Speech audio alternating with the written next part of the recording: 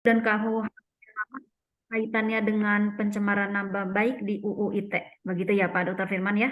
Silakan Pak. Assalamualaikum warahmatullahi wabarakatuh. Waalaikumsalam. Waalaikumsalam warahmatullahi wabarakatuh. Oke, semoga kita selalu dalam lindungannya dan sehat yang pasti. Oke teman-teman, ini luar biasa kalau saya katakan kita memiliki sebuah perbendaharaan atau tukar tambah intelektualitas nih. Dari pemateri pertama Pak Dr. Suhardi, Pak Dr. Ibnu, dan terakhir Pak Dr. Kriswanto, mungkin terakhir Pak Endang ujungnya. Jadi teman-teman, inilah sebenarnya transfer knowledge yang sebenarnya gitu. Jadi teman-teman bisa mengambil dari sisi manapun, dari perspektif manapun gitu. Karena masing-masing memiliki perspektif. Jadi silakan diambil yang terbaik menurut teman-teman. Dan ini adalah ilmu. Oke. Saya masuk karena waktunya cuma 15 menit, nanti sisanya pertanyaan, kita buka room yang seluas-luasnya mungkin. Jadi teman-teman kalau ada sejarah, coba saya sedikit menjelaskan. Ini ada suara yang lain, mungkin di unmute dulu. Kalau boleh videonya dinyalain semuanya nggak apa-apa. Kalau suara mungkin di unmute. Jadi teman-teman di ilmu hukum atau mungkin teman-teman yang sedang masuk di pasca sarjana atau mungkin S1 atau S3 di Fakultas Hukum, mungkin teman-teman apapun yang kita baca, kita pelajari itu tidak lepas dari sebuah historical dari sejarah ilmu hukum sendiri. Tadi sudah dijelaskan terkait filsafat dan lain-lain. Saya mencoba sedikit, paling 1-2 menit untuk historical ya. Jadi apa sih yang membedakan Indonesia dengan Amerika, dengan negara-negara lain gitu lah. Itu dari sistem hukumnya teman-teman. Dan sistem hukum itu tidak lepas dari sebuah historical, sejarah. Kenapa sih Indonesia memilih yang namanya Eropa kontinental, bukan Anglo-Saxon kan begitu.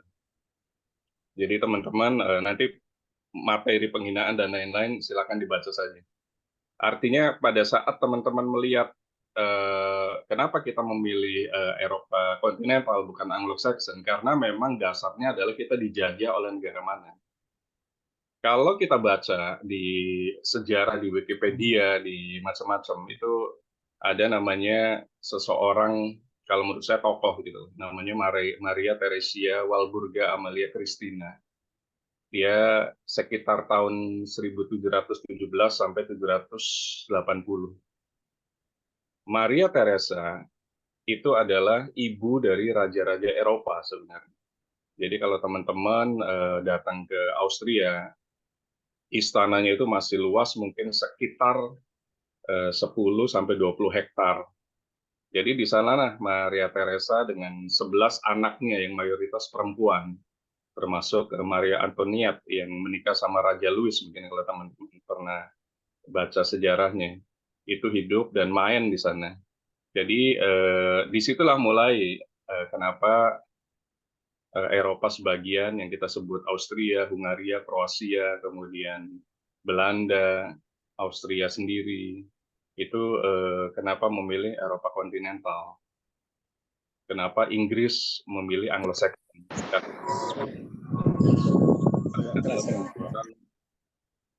Perebutan kerajaan gitu. Dan masing-masing memiliki reputasi dan harus dipertahankan. Maria Theresa, kalau teman-teman baca lagi, dia menikah sama Raja Frans, ayahnya Maria Theresa, Karl VI Kaisar Romawi waktu itu. Kemudian anak-anaknya ada namanya Maria Anna, Maria Elizabeth, Maria Antoniette, dan lain-lain lagi. Kemudian yang terkenal memang Maria Antoniette yang menikah sama Raja Louis yang dari Perancis. Jadi kenapa Belanda, Perancis itu menerapkan Eropa kontinental? Karena faktor dari kebersatuan Eropa sebenarnya. Hanya Inggris sebenarnya yang menerapkan Anglo-Saxon. Kemudian Inggris menjadi Amerika, akhirnya negara-negara yang dijajah itu menggunakan sistem hukum dari penjajahnya. Kenapa di Belanda sudah diamandemen ratusan kali mungkin yang kita sebut Bergelicht Wetboek Strafrecht. Bergerechtswetboek Strafrecht Indonesia itu dibuat oleh Jonker, teman-teman. Namun sebenarnya itu salah karena memang tidak melihat lokal konten gitu. Jonker sendiri sudah mengatakan bahwa itu adalah kesalahan fatal. Makanya di Belanda sendiri sebenarnya pasal penghinaan, kemudian penjara-penjara kenapa sih sepi gitu? Karena memang di sana menitik beratkan bukan pemidanaan, tapi menitik beratkan terhadap sebuah hukuman-hukuman sosial. Makanya penjara di Belanda, di Perancis itu tuh sudah sepi, bahkan dijual menjadi hotel, jadi masjid ataupun mungkin menjadi gereja. Oke, kita masuk ke intinya karena hukum pidana terlalu panjang dan terlalu banyak pasal-pasalnya. Jadi kita sebut ada sebuah terminologi namanya penghinaan. Penghinaan mungkin teman-teman sudah belajar tadi dijelaskan oleh semua pemateri sebelumnya. Dan itu merujuk ke sebuah aliran-aliran sebenarnya. Dan definisi-definisi yang sebenarnya relatif sama. Saya mencoba melihat atau membedah kenapa sih penghinaan itu harus ada gitu. Dan kenapa masih ada saja di KUHP baru gitu, yang kita sebut KUHP Indonesia, KUHP nasional. Karena itu adalah politik hukum, teman-teman, sebenarnya. Setiap penguasa itu memiliki sebuah undang-undang, memiliki aturan, dan itu adalah politik hukum dari rejimnya. Kenapa di Amerika menghina siapapun, termasuk presidennya gitu loh. Sampai Biden dihina, kemudian Donald Trump dihina. Kenapa tidak dipenjara? Karena di sana dibuka room untuk semua hal-hal yang sifatnya hak asasi manusia. Kebebasan berekspresi, kebebasan berpendapat, itu dibuka seluas-luasnya. Kenapa? Karena mereka kita sebut sebagai negara yang super, negara yang maju. Negara yang maju itu tidak akan menitik beratkan ke private sebenarnya. Ke privacy. Mereka sudah memisahkan. Menghina presiden, menghina lembaga, itu bukan dianggap soal. Yang mereka pikirkan adalah bagaimana negaranya maju. Kenapa hal-hal yang remeh-temeh itu dijadikan sebuah aturan baku, bahkan dijadikan sebuah landasan hukum yang kita sebut undang-undang. Karena kita melihat bahwa negara kita masih terlalu sensitif gitu, hal-hal yang sifatnya privacy diurus oleh negara. Sebenarnya semestinya hal-hal yang sifatnya privacy itu adalah room sendiri saja, nggak perlu diurus negara. Negara mengurus bagaimana negara itu maju, investasi masuk, kemudian teknologi juga hebat, dan lain-lain. Bukan itu lagi gitu. Nah ini kita sudah masuk ke hal-hal yang sifatnya privacy diurus oleh hal-hal yang besar lagi gitu. Kalau sifatnya publik itu nggak perlu gitu. Tapi privacy semuanya diurus oleh negara sampai masuk ke ranah hal-hal yang sifatnya pribadi di kamar, di ruang, di sosial media dan lain-lain.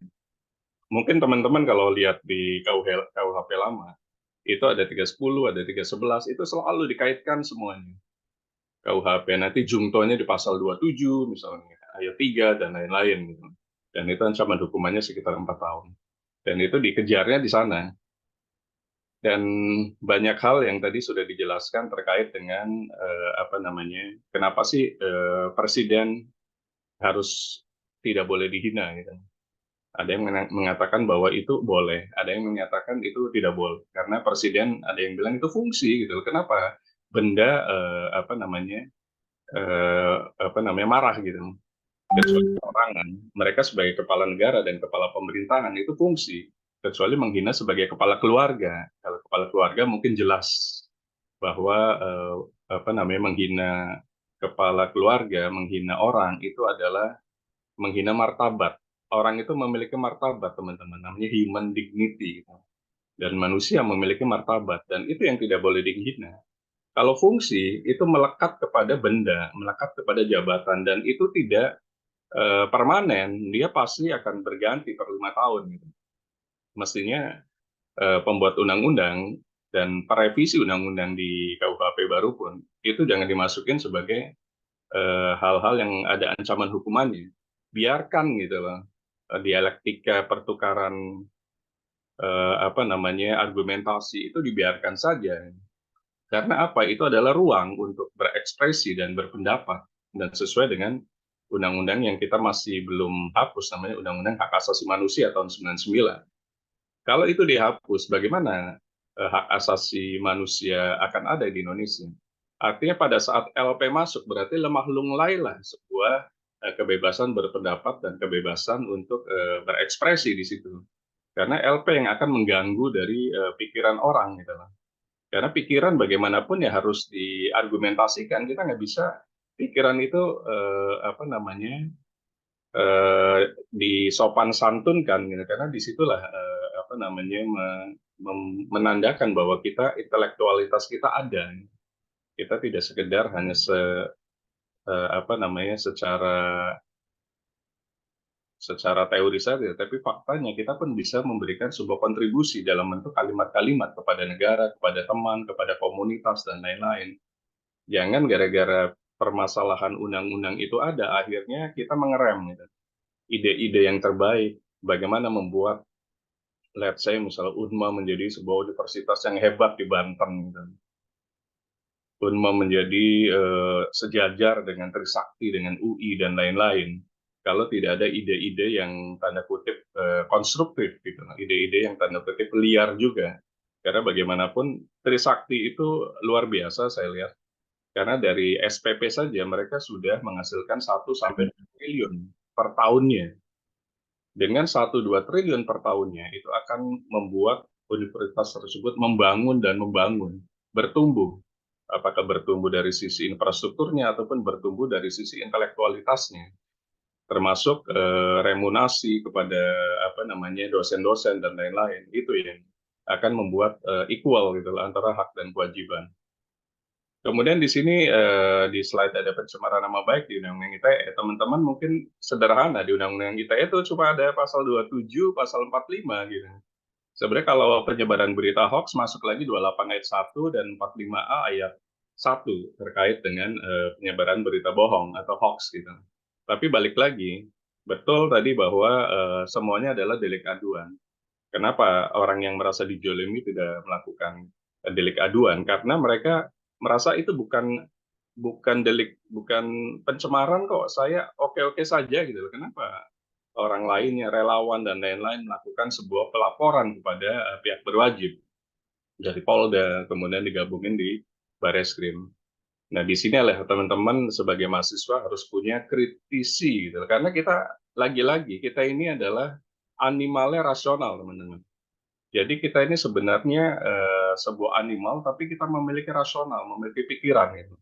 Kita ini mau di atas animal apa di bawah animal gitu.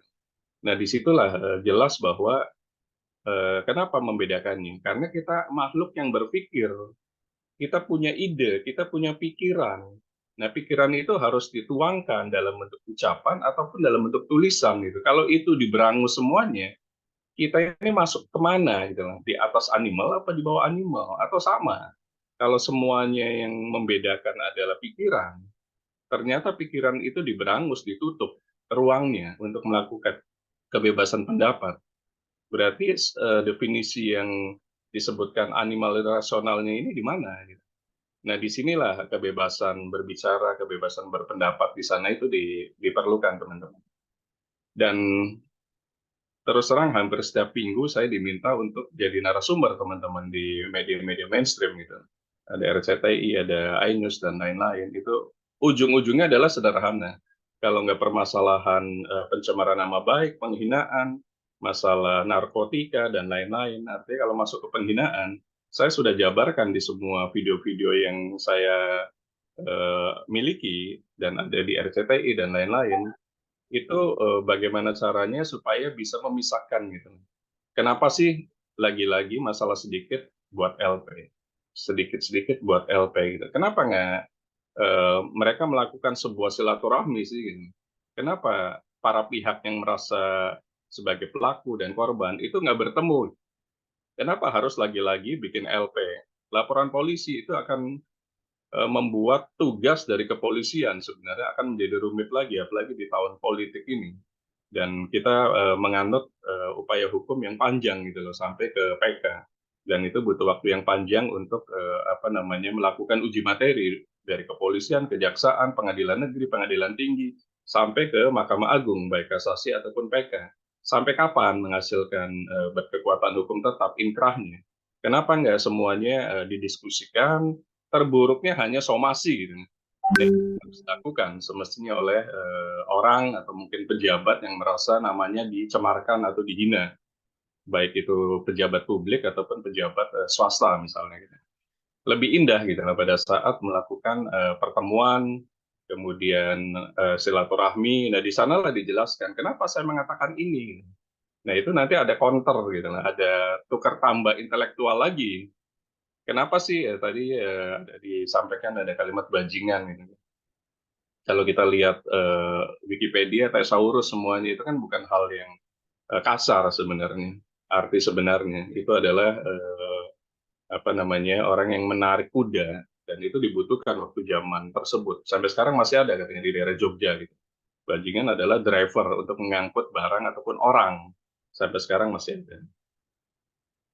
Begitu teman-teman. Jadi pada saat kita melihat atau menganalisa sebuah kasus itu KUHP lama atau KUHP baru atau penghinaan atau pencemaran nama baik, upayakan semuanya itu lakukan yang namanya mediasi ataupun silaturahmi. Kenapa sih sedikit-sedikit ada laporan polisi gitu? Karena polisi juga kan punya pekerjaan yang sangat banyak, termasuk menjalankan kontestasi yang lagi panas ini gitu. Nah, di situ teman-teman, kita sebagai mahasiswa pada saat, atau mungkin sebagai advokat pada saat mendapatkan kasus, itu sebenarnya kita akan jangan semuanya dilarikan ke kepolisian, baik di Polres, Polda, ataupun Bareskrim. Kenapa nggak dipertemukan antar para pihak gitu? Setelah itu damai kan indah, udah selesai. Gitu. Apa masalahnya? Kalau memang ganti rugi ya silakan ganti rugi, misalnya terkait dengan hak cipta dan lain-lain gitu. Mereka sudah menggunakan bisnisnya untuk kegiatannya, ternyata bisnisnya itu dimiliki oleh si A gitu, bukan si B. Nah, tinggal ganti rugi saja selesai. Kenapa harus langsung semuanya ke penegak hukum yang namanya kepolisian? Karena ini pasti kepolisian, bukan kejaksaan ataupun KPK. Mungkin itu teman-teman sekilas, karena kalau saya pribadi ingin membuka room untuk diskusi yang selebar-lebarnya. Apa sih yang permasalahan inti dari laporan-laporan atau penghinaan baik di perspektif KUHP lama ataupun KUHP baru. Mungkin itu dulu. Terima kasih peserta. Semoga sehat selalu dan insya Allah kita memiliki keilmuan, memiliki dosen yang cukup hebat di sini. Silakan ditanyakan hal-hal yang sifatnya inti pun, substantif pun gitu, karena jawab. Terima kasih semuanya. Mohon maaf kalau ada salah-salah kata. Assalamualaikum warahmatullahi wabarakatuh. Waalaikumsalam warahmatullahi wabarakatuh. Baik, terima kasih Pak Dokter. Oke. Nah, selanjutnya Pak Dokter Haji Indang Madali, silakan Pak, ada yang mau disampaikan atau mau menyimpulkan nanti? Ada. Silakan Pak. Assalamualaikum warahmatullahi wabarakatuh. Waalaikumsalam warahmatullahi Waalaikumsalam wabarakatuh. Nah, dulu wajah saya belum kelihatan ini. Saya nggak tahu gelagatnya. Ya, Rekan-rekan semua berbahagia. Lebih khusus kolega kami Pak Suhardi, Pak Ibnu, Pak Kris, Pak Chandra, dan saya Pak Endang begitu. Dan juga rekan-rekan semuanya, Zoomer yang berbahagia. Ini saya memperhatikan ini dari wilayah tempat tinggal di Depok. Sekarang posisi ada di kota Hujan, Bogor, Puncak. Ya, rekan-rekan semua berbahagia. Saya mencoba untuk menilik dari sisi lain, dari hukum syariah begitu. Karena memang pada dasarnya manusia diciptakan penuh dengan dinamika, dilema, dan juga penuh dengan proses. Kita di rahim ibu kita 9 bulan. Dan itu tidak boleh ada yang mengkritisi itu. 9 bulan sudah. Ya, kalau sampai 2 tahun ada sebuah riwayat itu Imam Syafi'i. Atau ada juga para imam besar juga ada lebih dari 1,5 tahun dan seterusnya itu. Oke, saya mencoba untuk melihat beberapa sisi. Satu, tadi menarik dari pernyataan Pak Dr. Kriswanto. al-adabu pokol ilmi. Itu pertama. Adab, etika, moral itu di atas segala-galanya, ilmu. Fakir qabla antazima. Ya.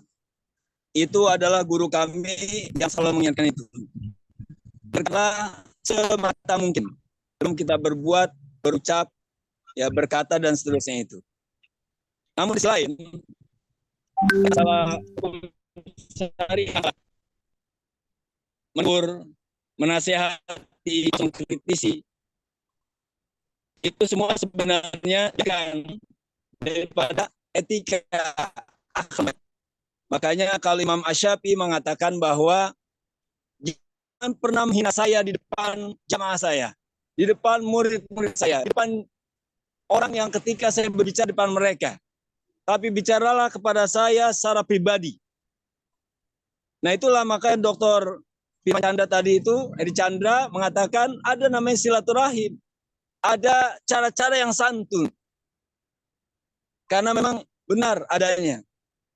Kita aja untuk memikirkan diri kita saja belum sanggup kita. Hanya ketika kita banyak makan, perut kita sudah mengkritik kita. Kita sakit perut harus ke belakang. Ketika kita banyak pekerjaan, otak kita ada yang kritisi. Lah, maka kita pun memiliki semangat ketika memang lelah. Itu adalah bagaimana fenomena dalam kita. Wati yang apalah tersebut. Pada diri kita saja kita selalu memperhatikan ini. Halo, Nida? Nida? Nida? Ya Pak, Mas Refi, monitor. Ya, kedengaran suara saya ya? Mas Refi, monitor di mute. Halo, ada Iya. suara saya? Ada Pak Haji. Ya, wajah saya kagak muncul, saya ngomong malah hebat HP nih. Ya, itu yang pertama, al-adabu pokol ilmi. Dan yang kedua tadi itu, memang satu sisi untuk mengkritisi seseorang itu secara individual, secara silaturahmi itu lebih ideal. Dan memang dari hukum Islam tidak boleh kita menguar-nguar apa di medsos, menghina para pemangku jabatan. Karena memang ada sesuatu yang disinggung dari mereka itu. Cuma di sisi lain perlu diperhatikan.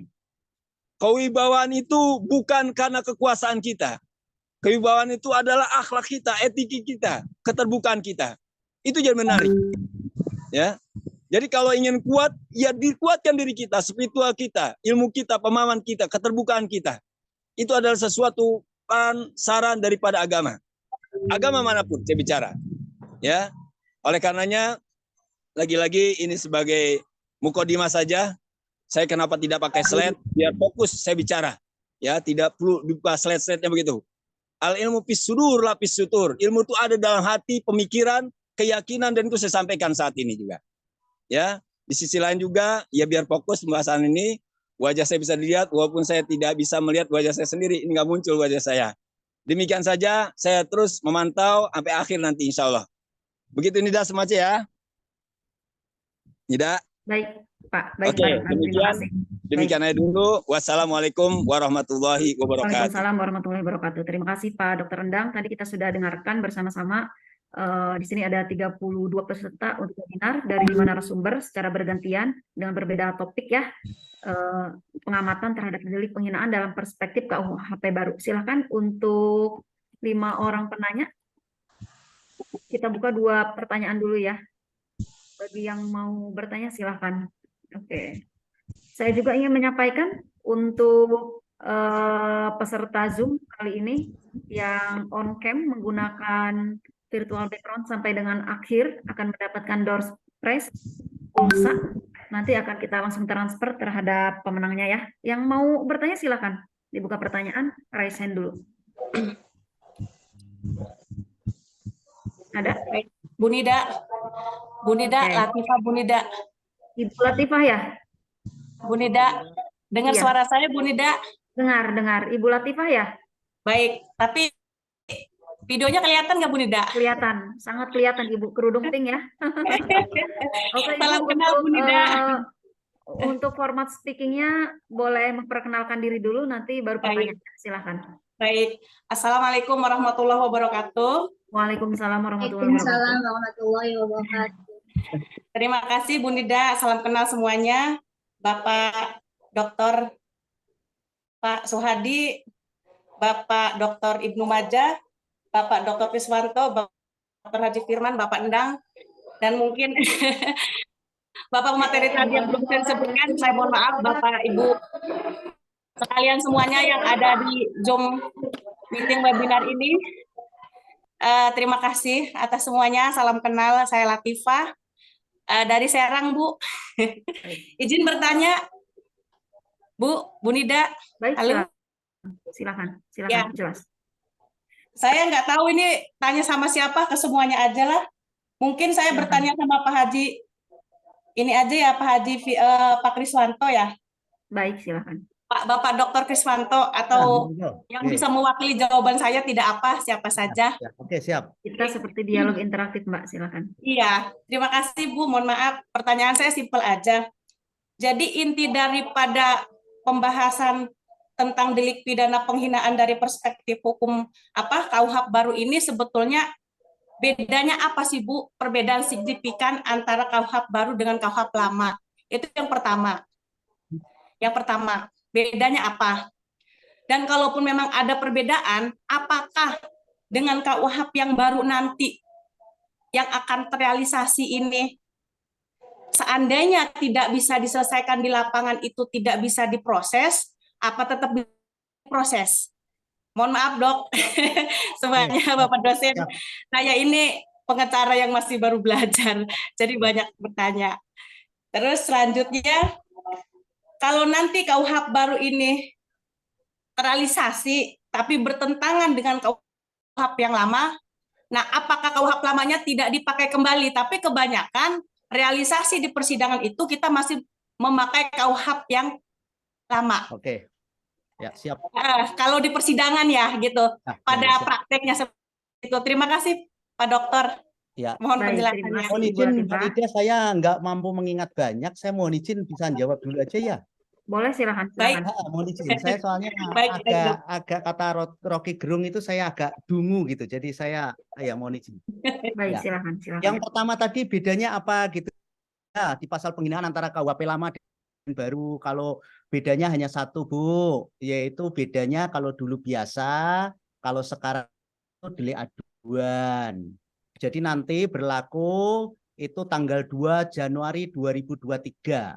Itu ketika tidak diadukan maka tidak. Sebenarnya ketika Ibu berbicara tentang pasal penghinaan terhadap presiden ya, khususnya saya tadi materinya tentang presiden, maka itu sebenarnya sudah tidak ada Bu. Sudah tidak ada lagi. Sudah dihapuskan penghinaan terhadap presiden itu. Karena dianggapnya presiden itu hanya kata benda. Hanya sebuah jabatan lembaga. Yang seperti disampaikan oleh Bapak Firman tadi, bahwa bukan punya martabat atau harga diri, tetapi hanya sebuah kata benda, yaitu presiden dan wakil presiden. Jadi di KUHP yang lama, sekali lagi, yang saat ini berlaku positif di negeri kita, itu sudah dihapuskan. Pasal 134, 136, 137. Tetapi kembali itu diberlakukan nanti tanggal 2 Januari 2026, itu ada di pasal 218, 219, itu ada di sana. Ya, tadi sudah saya sampaikan, nanti materi saya silakan dibuka kembali. Perbedaannya sekali lagi, kalau dulu kalau saat ini yang sudah dihapuskan delik biasa, kalau yang nanti berlaku itu adalah delik aduan. Jadi siapapun yang misalnya dihina presiden itu tidak mengadukan, maka tidak dapat. Ya, makanya itu yang pertama. Yang kedua tadi terkait dengan proses apa tadi Mbak Nida, mohon izin. Ya, berikut by layar ada Pak. Apakah dengan KUHP baru bisa menyelesaikan proses yang tadinya tidak bisa diselesaikan oleh KUHP lama? Gitu. Ya, saya kira semuanya itu akan kita lihat ya. Semuanya kan pasti ada positif negatifnya dalam pemberlakuan suatu peraturan itu. Tidak semuanya bisa mewakili rasa keadilan. Jadi nanti kita lihat. Contohnya seperti kemarin tentang delik penghinaan saja.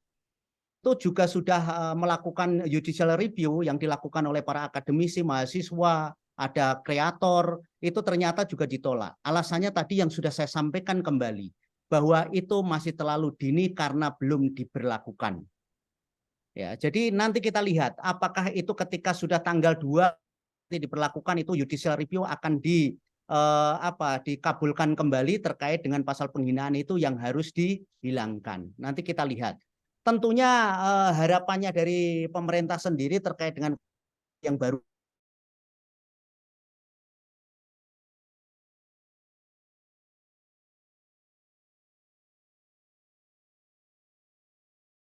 itu iya, tetapi kita ingin memberikan bangsa ini kontribusi yang besar terhadap masa depan anak-anak kita gitu, bahwa ada KUHP yang produknya dari Indonesia. Itu sebenarnya terkait nanti dengan min dan plusnya itu bisa kita lihat di 3 tahun yang akan datang.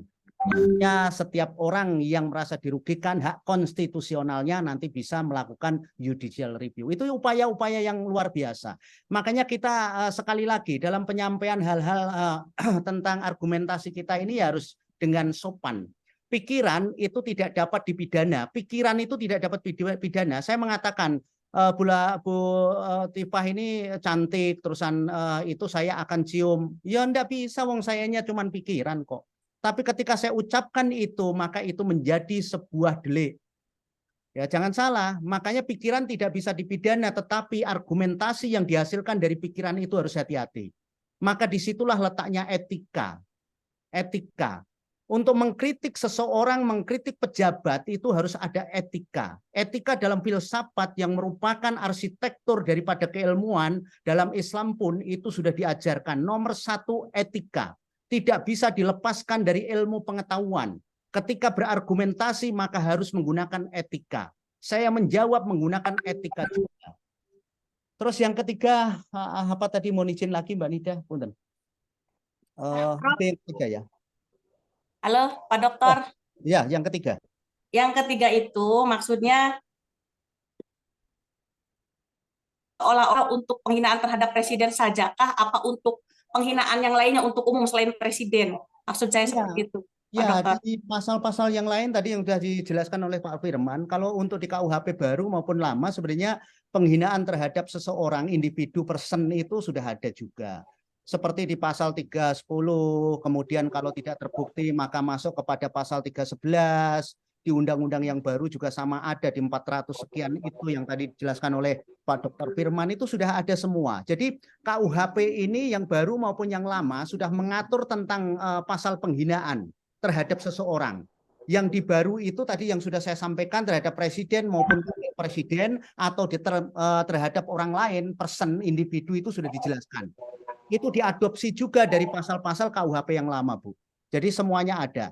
Cuman kalau yang di KUHP lama itu presiden dan wakil presiden sudah dibatalkan oleh Mahkamah Konstitusi karena bertentangan dengan konstitusional.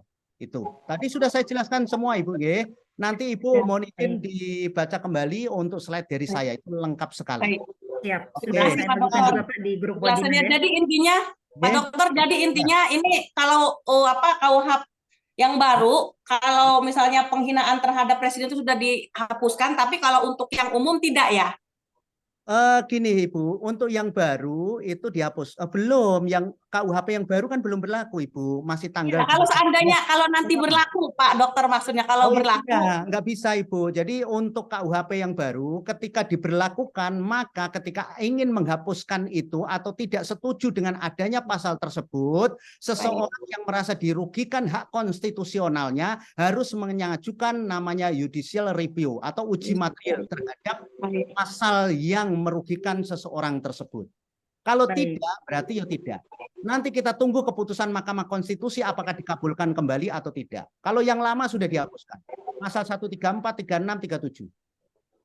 Baik. Terima kasih Pak Dokter penjelasannya. Enggak apa-apa, Bapak Ibu. Saya belum baca KUHP yang baru jadi bengong saya. Perbedaannya karena itu belum berlaku. Ya. Makanya tadi di dalam uji material itu yang diajukan oleh para akademisi di perkara nomor 7 ya PUU 2023 itu waktu itu ditetapkan tanggal 2 Januari 2023, kemudian tanggal 9 itu diajukan judicial review, tanggal 9, 7 hari berikutnya itu diajukan oleh beliau-beliau ini. Ternyata oleh Mahkamah Konstitusi itu langsung ditolak. Alasannya terlalu prematur karena dia belum diberlakukan. Gitu. Oke, bagaimana Bu? Cukup Bu ya? Enggak apa-apa, enggak apa-apa. Itu Terima kasih, jelas, jelas Oke, Pak Dokter. siap. Kita masuk ke pertanyaan kedua ya Bu ya. Ya, Monggo. terima Baik, kasih. terima kasih Bu Terima kasih Bu Latifah. Nida, terima kasih Mudah-mudahan Pak Dokter. informasi ya, Siap. mudah-mudahan pertanyaan yang diajukan tadi dapat timbal balik Ya, feedbacknya Bapak ya. Ibu jangan sampai Informasi. ada ini ya, mohon izin ini. Jangan sampai pertanyaan Bapak Ibu itu ke rumah masih tidak puas. Pokoknya kejar terus saja, kejar terus saja. Kalau Ya, misalnya Pak. ini. Ya. Tetapi dengan cara etik tadi, saya mohon dengan sangat. Di sini Baik. adalah ruang diskusi. Iya. Sekali lagi kita samakan persepsi kita tentang pencemaran nama baik atau penghinaan ini, kemudian kita diskusi. Siap. Kita masuk ke sesi 2 ya. Pak Ilham Fauzi, silakan Pak. Bu Nida, saya masuk Bu Nida. Masuk Bu Nida. Siapa? Bentar. Basir Bu Nida. Pak Basir ya. Oke, Pak Ilham Fauzi karena belum on cam. Pak Basir silakan Pak. Ya, mohon izin Bu Nida. Baik, Dengar nggak? silakan. Masuk nggak? Putus-putus ini. Dengar nggak Bu Nida? Jelas, Pak. Iya, silakan. Ya baik, kepada Pak Dokter Suhardi, Pak Dokter Kriswanto dan pemateri yang lain, dan kepada Bu Nida moderator ya.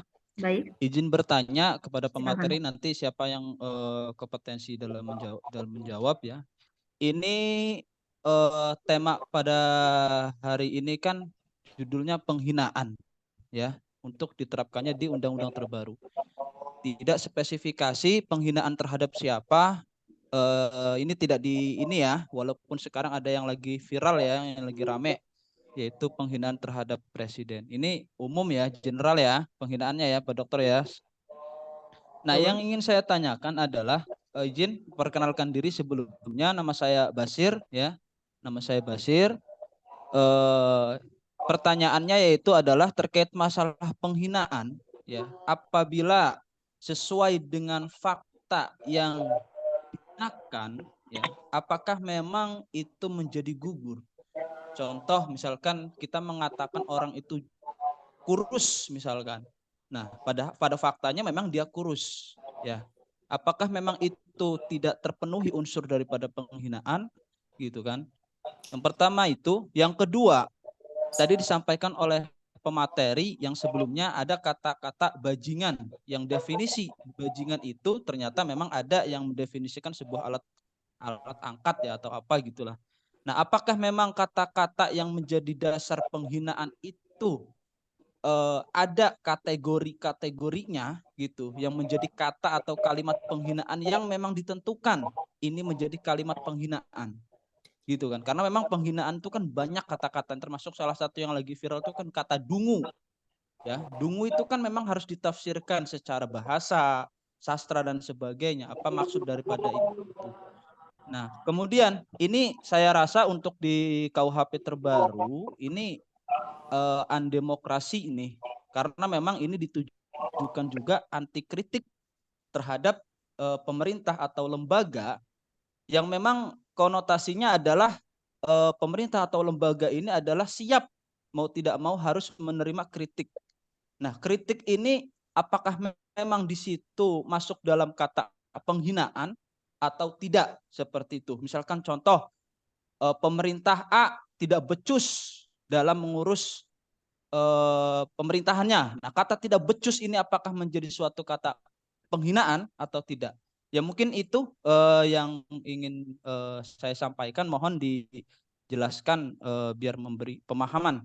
Terima kasih para pemateri. Assalamualaikum warahmatullahi wabarakatuh. Waalaikumsalam warahmatullahi wabarakatuh. Pak Basir, terima kasih Pak. Pertanyaannya sudah saya compile by layar ya. Bapak juga sudah lihat ya.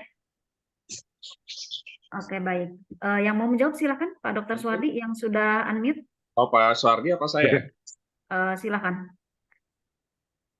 Oke, Pak Suwardi dulu silakan, saudaraku Kang Mas. Oke, sedikit aja Pak Dr. Firman. Suwardi sama Mulyado, silakan. Iya. Yuk. Itu pertanyaan dari Saudara Basir tadi harus kita jelaskan dari kerangka historika juga ya.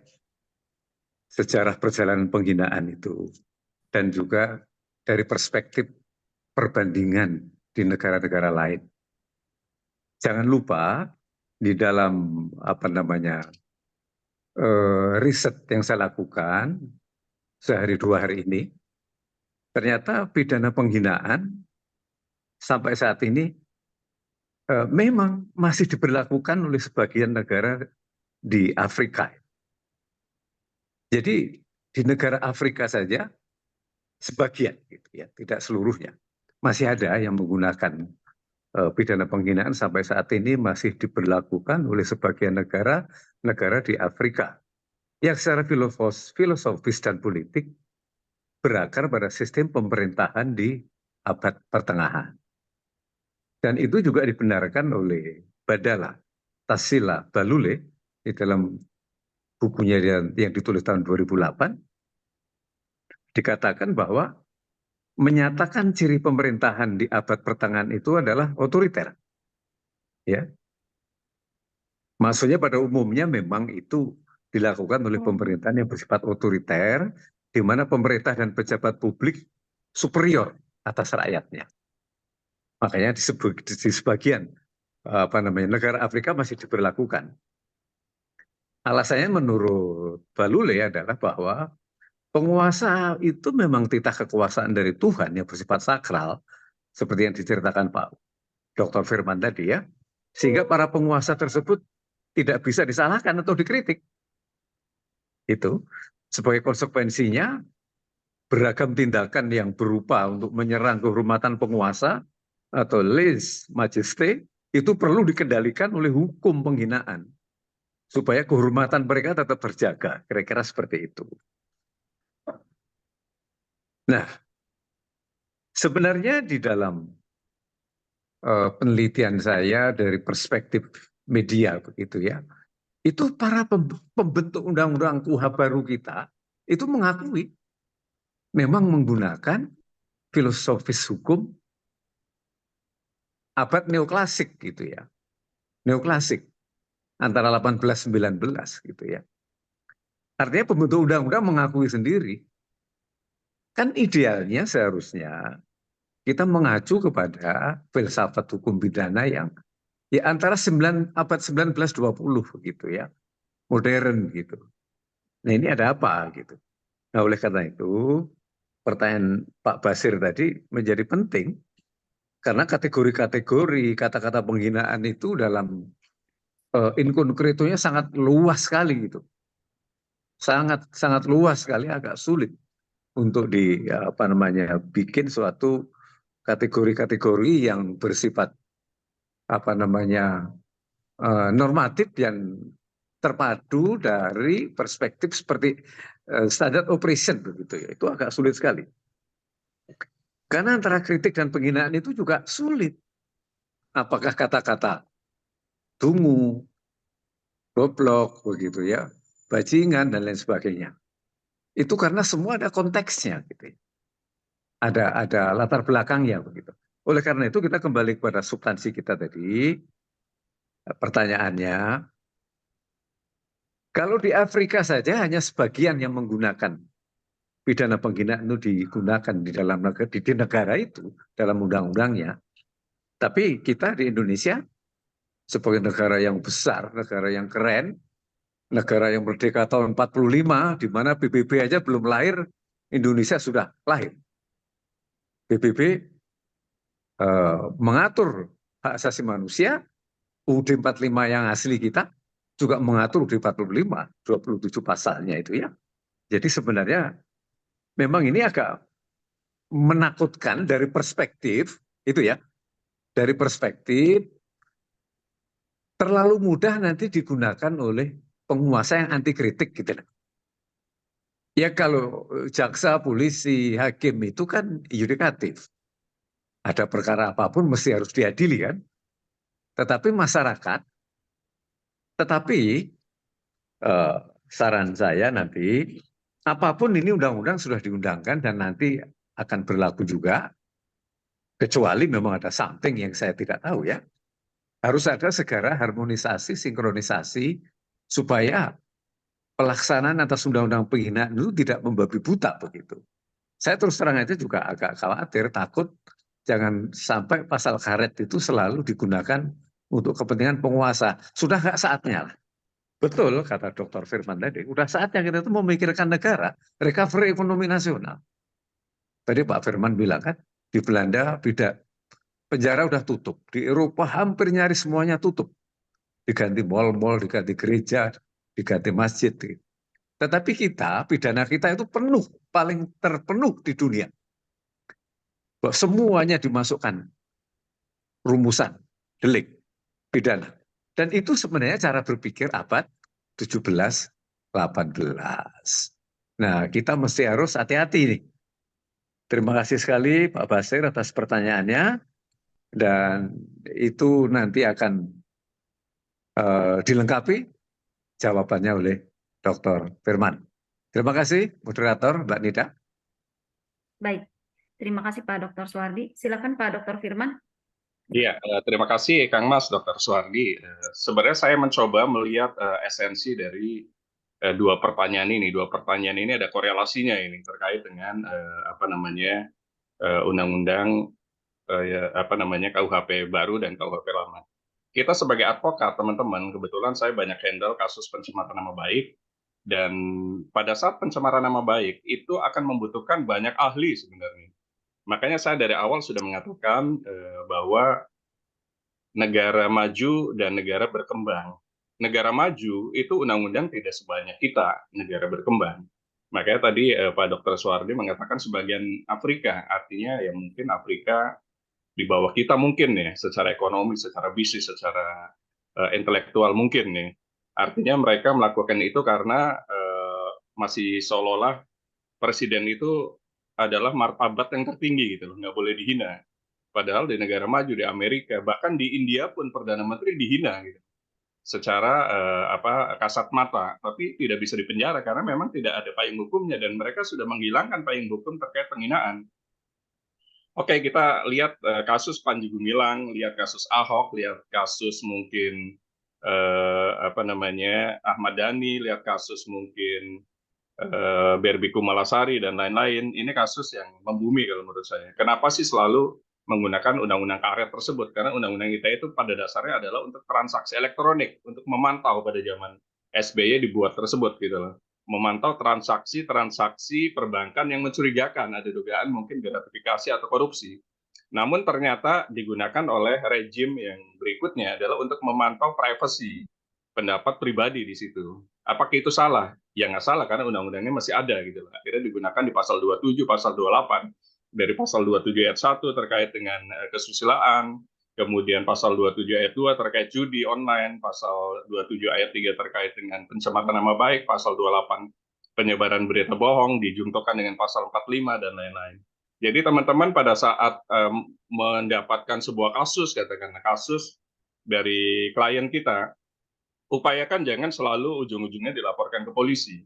Karena saya lihat panjang nanti permasalahannya, lebih baik dipertemukan antar para pihak, baik korban ataupun pelaku, supaya selesai dengan indah. Atau mungkin bahasa ini restoratif justice gitu loh, antar para pihak saja. Namun kalau memang dipaksakan harus masuk ke sebuah kepolisian, jangan lupa siapkan semua peralatan, perkakasnya, yang namanya alat bukti. Alat bukti itu adalah screenshot, kemudian video, dan lain-lain. Kemudian pelapornya harus bisa menjelaskan terkait lokus, tempusnya. Karena jangan lupa, kalau sudah masuk ke ranah internet, itu IP address-nya harus dilihat. Servernya harus dilihat. Domain name-nya harus dilihat. Itu lokasinya di mana, itu berpengaruh di sana. Kemudian terlapornya siapa?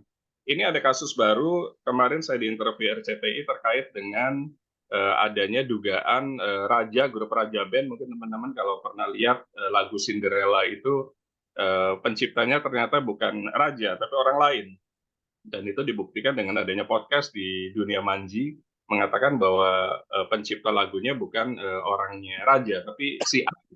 Nah, permasalahannya apakah itu sudah melakukan pencemaran nama baik gitu? Apakah itu sebenarnya hanya tafsir saja? Kalau memang permasalahannya hanya masalah misalnya royalti dan lain-lain, semestinya ketemu saja. Kalau memang benar penciptanya adalah yang sekarang, bukan yang sebelumnya, tinggal berbagi rezeki saja. Dulu albumnya habis berapa lama, dapat pemasukan berapa, off-air-nya berapa. Itu sebenarnya yang harus dilakukan, bukan saling lapor gitu loh. Nanti ini pencemaran nama baik, ini penyebaran berita hoax, kapan selesainya gitu loh, saling lapor nanti. Akhirnya polisi fokusnya di situ. Dan satu lagi perkakas berikutnya adalah alat bukti yang namanya saksi. Jadi teman-teman pada saat mendapatkan klien dari terkait dengan pencemaran nama baik, alat buktinya harus 3. Pertama, ahli bahasa, itu biasa dari pusat bahasa mana, UI, dulu saya di Unhas, Hasanuddin Makassar dan lain-lain. Kemudian ahli ITE itu harus. Kemudian terakhir ahli pidana dan satu lagi tambahan ahli psikolog biasanya. Dan itu harus dihadirkan teman-teman, dan itu pasti costly juga. Makanya saya bilang tadi, pada saat kita melakukan upaya hukum, disiapkan semua perkakasnya, karena itu memakan waktu dan memakan biaya. Kenapa nggak lebih baik kita bertemu, kemudian lakukan pembicaraan, terakhir baru somasi, tidak perlu adanya LP, tidak perlu menggunakan penegak hukum yang namanya kepolisian gitu. Karena pasti lama, sampai PK, kapan selesainya, kapan berkekuatan hukum tetapnya, kapan inkrahnya, kapan final and bindingnya gitu. Jadi teman-teman terkait KUHP baru, dugaan saya kalaupun nanti diberlakukan di 2026, itu pasti jungtonya tetap lari ke Undang-Undang ITE itu. Seperti sekarang, misalnya pencemaran nama baik 310, 311 KUHP jungto pasal 27 ayat 3 Undang-Undang ITE. Pasal 55 turut sertanya, penyertaannya masuk. Mungkin sama nanti di tahun 2026 pada saat itu diberlakukan, kalau tidak di judicial review, itu akan masuk tuh. Pasal KUHP baru jungto Undang-Undang ITE juga masih masuk tuh kalau menurut saya. Jadi Undang-Undang ITE belum dihapuskan, teman-teman. Pasti nanti kita sebagai penegak hukum dalam hal ini advokat, pasti akan memasukkan jungtonya juga di situ. Keberlakuannya pasti masih KUHP lama, KUHP baru. Tinggal kita mau klien kita mengarahnya kemana gitu. Kalau terkait dengan pejabat ya berarti berbeda nanti. Jadi di situ teman-teman pengalaman kami di Firman Sandra Law Firm pada saat menghandle kasus-kasus pencemaran nama baik dan penyebaran berita hoax. Jadi tidak mudah dan panjang proses hukumnya. Padahal hukumannya di bawah 5 tahun, tidak bisa langsung dipenjara pelaku tersebut. Itu pun memakan waktu. Demikian mungkin jawaban singkatnya. Assalamualaikum warahmatullahi wabarakatuh. Mohon izin bisa menambahkan. Waalaikumsalam warahmatullahi wabarakatuh. Waktunya juga masih panjang kan? Sambil ini ya, sambil Sebentar menambahkan. Pak Ibnu tadi mau menambahkan Pak. Oh iya, boleh, Ini, boleh. Saya betul. Karena monggo. ini materinya Pak Ibnu tadi. Ya, Ada monggo. kata bajingan, apakah masuk menjadi dasar penghinaan? Jika ada, apakah ada kategorinya? Sebetulnya itu tadi slidernya beliau tadi yang menyampaikan ya. Pak Ibnu ada Pak, Dokter Ibnu? Boleh cek sound? Ya, terima kasih host tadi ya juga. Oke, silakan Pak. Mohon maaf saya nggak bisa on cam ya karena saya lagi dalam kondisi yang nggak memungkinkan. Kaitan dengan pertanyaan tadi yang cukup menggelitik ya, yang saya rasa belum terjawab adalah apakah ketika faktanya benar demikian, dia bisa kemudian pelakunya itu dikenakan pidana. Nah, inilah sebenarnya esensi atau substansi daripada delik-delik masalah penghinaan atau pencemaran. Terlepas dari benar atau tidaknya, yang namanya pencemaran itu tetap si pelakunya itu bisa dikenakan pidana. Jadi sebagai contoh ilustrasi, ada seorang wanita tunasusila ya, atau kasarnya pelacur lah gitu. Dikatain lah gitu ya, dihina atau dicemarkan. Dasar pelacur itu orang itu. Terlepas dari dia benar atau tidak pelacur, namanya delik pencemaran itu tetap bisa dikenakan kepada si pelakunya gitu. Kecuali tadi yang belum tuntas dari slide yang sebenarnya tadi saya mau teruskan adalah yang tadi acuan kita adalah pasal 310 ayat 3 tadi kalau di Wetboek van Strafrecht ya, di mana tidak menjadi delik pencemaran, tidak menjadi suatu penghinaan jika memang yang diutarakan itu memiliki substansi demi kepentingan umum dan membela diri. Nah, demi kepentingan umum itu apa? Nah, dalam rangka untuk hal-hal yang memang ada kemaslahatannya untuk kepentingan umum kalau memang itu diungkapkan. Kalau itu tidak diungkapkan, justru publik atau masyarakat justru malah dirugikan. Itu yang tidak boleh, itu yang dapat pembenaran ya, dasar penghapus pidana. Itu bisa dibebaskan orang yang melakukan tersebut untuk tidak dikenakan pidana. Contohnya adalah misalnya media massa ya. Media massa dalam hal ini pers Sekarang bukan lagi pers konvensional, malah pers-pers media sosial, pers-pers yang sekarang berkembang dari doktrin citizen jurnalis itu juga bisa dilindungi berdasarkan pada prinsip kepentingan umum tersebut. Terus yang kedua adalah unsur membela diri. Nah, membela diri ini apa? Membela diri juga dapat diartikan Amir Samsudin dalam disertasinya waktu itu S3, dia membahas tentang unsur kepentingan umum dan unsur membela diri ini ya. Artinya masyarakat kalau memang dia tidak mengungkapkan hal-hal yang bersifat substansial tersebut, ya justru masyarakat akan dirugikan kepentingannya. Ini yang dimaknai dengan kepentingan membela diri. Nah, saya juga mencoba menafsirkan unsur membela diri itu waktu itu ada di dalam kasus perkara pidananya Baik Nuril ya, yang diputuskan oleh Pengadilan Negeri Mataram. Kalau misalkan saudara-saudara masih ingat, sekitar 2017, waktu itu tahun 2018, di mana dia menjadi korban pelecehan seksual. Dan kemudian dia memiliki rekaman pembicaraan si pimpinannya di sekolah SMP, lalu dia ungkapkan untuk melaporkan sebenarnya bukan untuk kepentingan mencemarkan, tetapi untuk melindungi dirinya itu sebagai korban pelecehan seksual. Nah, jadi memang ada hal-hal tersebut yang memang perlu diperhatikan.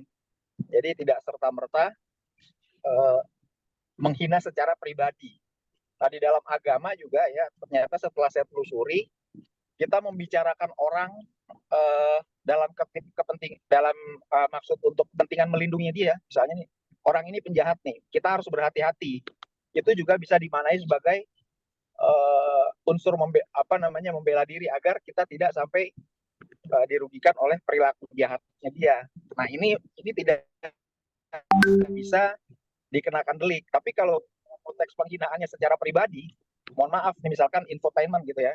Walaupun sekarang infotainment sudah diakui sebagai pers gitu. Kalau di luar negeri, kalau di Amerika itu paparazzi, mereka bisa bisa di jalur hukum karena nggak ada urusannya kerja dia dengan urusan kepentingan umum. Yang diurusin gosip gitu. Ini sebagai ilustrasi ya. Artis di Indonesia aturannya justru infotainment masih dilindungi. Gosip selebritis gitu. Nah, cuman masalahnya permisif ya terhadap pemberitaan yang kaitan sama kepentingan umum gitu. Jawaban saya atas pertanyaan tadi yang fakta-fakta yang secara empiris tadi, apakah bersesuaian atau tidak dengan apa yang dihinakan. Saya rasa itu yang bisa saya tambahkan dari penanya tadi ya, Pak. Siapa tadi itu ya? Pak Basir, Pak. Basir. Ya, semoga menjawab. Terima kasih. Baik, terima kasih. Tadi sudah dijawab oleh 3 narasumber sekaligus, Pak Basir ya.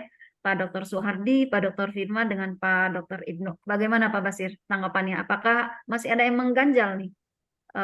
Masih ada yang mengganjal di pikiran, wah ini belum jelas atau apa, masih butuh penjelasan lain atau bagaimana? Mohon izin, Bu Nida, tadi Pak Dr. Kriswanto katanya mau menambahkan. Boleh, silakan Pak Dr. Kriswanto. Baik. Iya, kasih kesempatan. Makasih Mbak Nida. Nah, betul, silakan. Ya, jadi di sini ada kalimat kata bajingan, apakah masuk menjadi dasar penghinaan? Kalau saya sih tidak Pak ya, dalam menganalisis suatu persoalan itu tidak terlalu rumit sih. Karena sudah kita sampaikan dari awal, kita berpatokan pada filosofia ya. Jadi bagaimana kebijaksanaan itu harus didasari dengan rasa cinta atau cinta kebijaksanaan gitu. Jadi ketika melakukan sesuatu apapun itu harus bijaksana, karena itu adalah arsiteknya dari sebuah keilmuan kita. Maka di situ di dalam bijaksana itu tidak cukup bijaksana mencari kebenaran. Kalau orang bilang Jawa bilang itu, ini Pak Soehardi mesti pakarnya, itu benar, tapi juga tidak hanya benar, tapi orang benar itu harus benar. Ya, benar dan benar. Jadi orang benar itu sudah benar dia mengatakan bahwa kamu itu kebijaksanaannya tidak baik, salah, saya punya data-data, itu benar, benar. Tapi juga harus benar ketika benar itu diucapkannya secara etik misalnya. Jadi bijaksana itu bukan hanya terkait kebenaran, karena yang dicari di dalam kebijaksanaan, filosofi itu adalah kebijaksanaan yang benar. Nah, untuk benar dan bijaksana ini harus benar. Benar itu adalah etika. Jadi bijaksana tidak cukup sampai di bijaksana doang, tetapi harus tahu situasi. Saya harus menyampaikannya seperti apa, kapan saya menyampaikannya, dengan bahasa seperti apa. Itu orang-orang yang bijaksana, ya. Jadi filosofi yang artinya begitu sangat mendalam ini, maka setiap keilmuan ketika seseorang menyampaikannya dengan tidak bijaksana, tidak benar, maka itu tidak filosofis. Apalagi sudah dijulukin misalnya seseorang itu filsuf. Itu harus benar-benar mengutamakan etika dalam menyampaikan sebuah kebenaran. Kebenaran itu tidak cukup berhenti pada kebenaran, maka dia harus benar. Benar itu pas kapan waktunya saya sampaikan, dengan bahasa apa saya sampaikan. Ya, jadi itu yang paling pas kalau menurut saya. Ini kita kajiannya sedikit filosofi walaupun saya bukan orang filsafat. Kemudian di sini kalimat penghinaan jika dengan menggunakan bajingan bodoh kamu, dungu kamu, yuk kita buka bersama-sama. Bajingan itu jangan kita nelusuri di bahasa-bahasa yang ada lain. Kita menggunakan patokan bahasa itu di dalam KBBI, itu kalau saya ringkesnya. Jadi jangan menggunakan bahasa lain, Yunani, bahasa Sanskerta dan lain-lain. Nanti artinya akan berbeda dengan makna atau konteks yang kita pelajari pada diskusi ini. Jadi kita berbicara tentang misalnya penghinaan, maka penghinaan itu di dalam KBBI itu apa? Tetapi boleh bersejarah tentang apa itu makna penghinaan di awal, bahasa dari mana itu boleh. Tetapi acuannya saat ini saya akan katakan di dalam KBBI. Kalimat bajingan coba dibuka. Di situ pasti isinya adalah penjahat. Bodoh itu adalah bebel. Ataupun misalnya bodungu juga sama, bebel. Bodoh gitu. Jadi berarti kalau kalimat diucapkan dengan menggunakan bajingan bodoh itu adalah bajingan yang bebel, yang seperti itu. Nah, kalimat itulah yang nanti akan diuji apakah itu masuk penghinaan atau tidak. Ya, saya sih tidak menyebut tidak tendensius kemana-mana, tetapi acuan kita selalu menggunakan satu panduan yang jelas. Gitu. Makanya tadi saya sampaikan bahwa apapun yang dikatakan, kalau kita memang seorang yang berakal, beradab, maka seharusnya kritik itu tetap saja berdampingan dengan etik. Jangan sampai lupa. Pak Basir tidak boleh mengatakan bahwa saya ini orangnya kritis. Ya enggak apa-apa, kritik. Saya akan kritik dia, enggak apa-apa. Pak Dr. Kris itu orangnya keras, enggak apa-apa juga. Kritik saja, tapi bahasamu pakai menggunakan etik. Pak Dr. Kris itu bajingan kalau ngajar itu. Oh ya saya nggak akan terima karena kritikanmu itu. Tapi kalau bahasanya misalnya Pak Dr. Kris itu tegas, orangnya killer misalnya, nggak apa-apa gitu tuh. Kalau ngasih nilai misalnya itu susah, ya nggak apa-apa juga. Artinya bahasa itu yang benar-benar dikemas karena kita adalah menggunakan adab. Sekali lagi, tadi sudah saya sampaikan secara Islam tadi itu ya, disampaikan juga. Bahwa kita ini harus mengedepankan adab atau etik gitu. Jadi sudah saya sampaikan kata bajingan apakah masuk menjadi dasar penghinaan, ya kalau saya sih kita lihat aja di KBBI, kemudian undangkan seperti yang Pak Firman sampaikan, kepala ahli, nanti diuji di situ. Apapun bentuknya, kalimat-kalimat itu ketika diucapkan kepada siapapun, kepada lembaga apapun yang sudah kita sepakati bersama bahwa lembaga itu harus kita hormati, tidak hanya satu orang, tapi semua orang itu menginginkan bahwa ada presiden, wakil presiden, siapapun itu punya harga diri di sana. Ya, itu saja Bapak. Jadi di dalamnya bukan hanya kata benda, tapi di dalamnya harus diisi sama orang. Ketika tidak diisi sama orang, maka tidak menghasilkan kebijakan. Maka presiden dan wakil presiden itu ada orangnya. Sehingga menghasilkan kebijakan yang dianggap tadi itu bajingan, tolol, tak apa, itu tuh. Jadi tetap saja akan melekat di dalam dirinya. Itu Pak Basir, ada Pak Basir pengen apa? Kurang jelas apanya? Ayo. Izin. Masuk. Pak Basir ya, silakan. Halo, Bu Nida. Iya, jelas Pak. Silakan. Aduh, putus-putus ya sinyalnya ini kurang Nggak apa-apa, ini ya. sampai ngomong aja. Di Pak sini Basir jelas jelas sekali. suaranya Pak. Iya, silakan. Oh, dirasa cukup lah, cukup Oke, Bu Nida, ya, cukup. saya kembalikan. Makasih banyak Bapak-bapak Oke, narasumber. baik. Ya, Silakan. cukup. Mungkin ada kendala teknis di Ya. koneksi apa ya? Sepertinya unstable seperti itu. Selanjutnya silakan. Ini ada Pak Ilham Fauzi yang sudah resen. Ya, Silakan baik. Pak. Oke, Pak Ilham Fauzi ya. Suara saya Mari. kedengaran, Bu?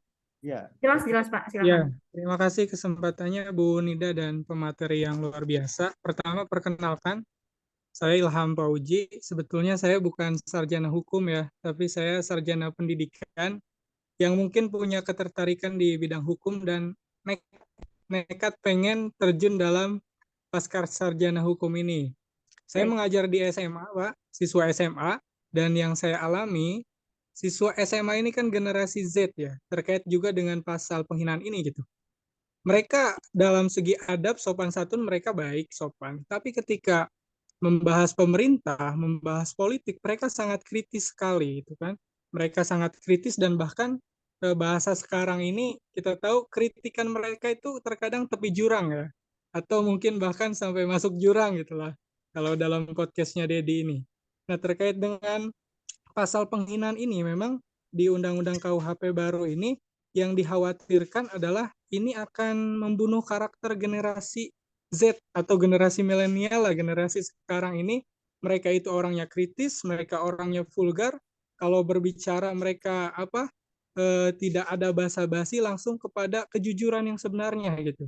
Bahkan kalau kita lihat komentar-komentar di media sosial, itu ada konten-konten kontroversi yang kita lihat adalah komentar-komentar netizennya. Habis itu menandakan bahwa ya generasi sekarang ini melek gitu kan. Dan bahkan Indonesia ini punya label bahwa netizen Indonesia ini jadi netizen paling tidak sopan di dunia gitu atas komentar-komentarnya itu. Kalau terkait dengan pasal penghinaan presiden, wakil presiden ataupun jabatan, memang saya secara pribadi itu juga tidak setuju adanya pasal itu. Tapi terkait pencemaran nama baik terkait personal, human dignity itu saya sangat setuju. Nah, untuk pejabat ini tidak setujunya karena memang ya pejabat ini adalah dipilih oleh kita yang tugasnya melayani masyarakat gitu. Kita juga berhak mengkritik mereka, bahkan mungkin sampai menghina pun itu bisa dibenarkan. Bahkan Rocky Gerung berbicara bajingan dan tolol gitu kan. Nah, terus yang pertanyaan terakhir saya, untuk pasal penghinaan ini, apakah ini lebih tepatnya kepada ranah pidana atau perdata?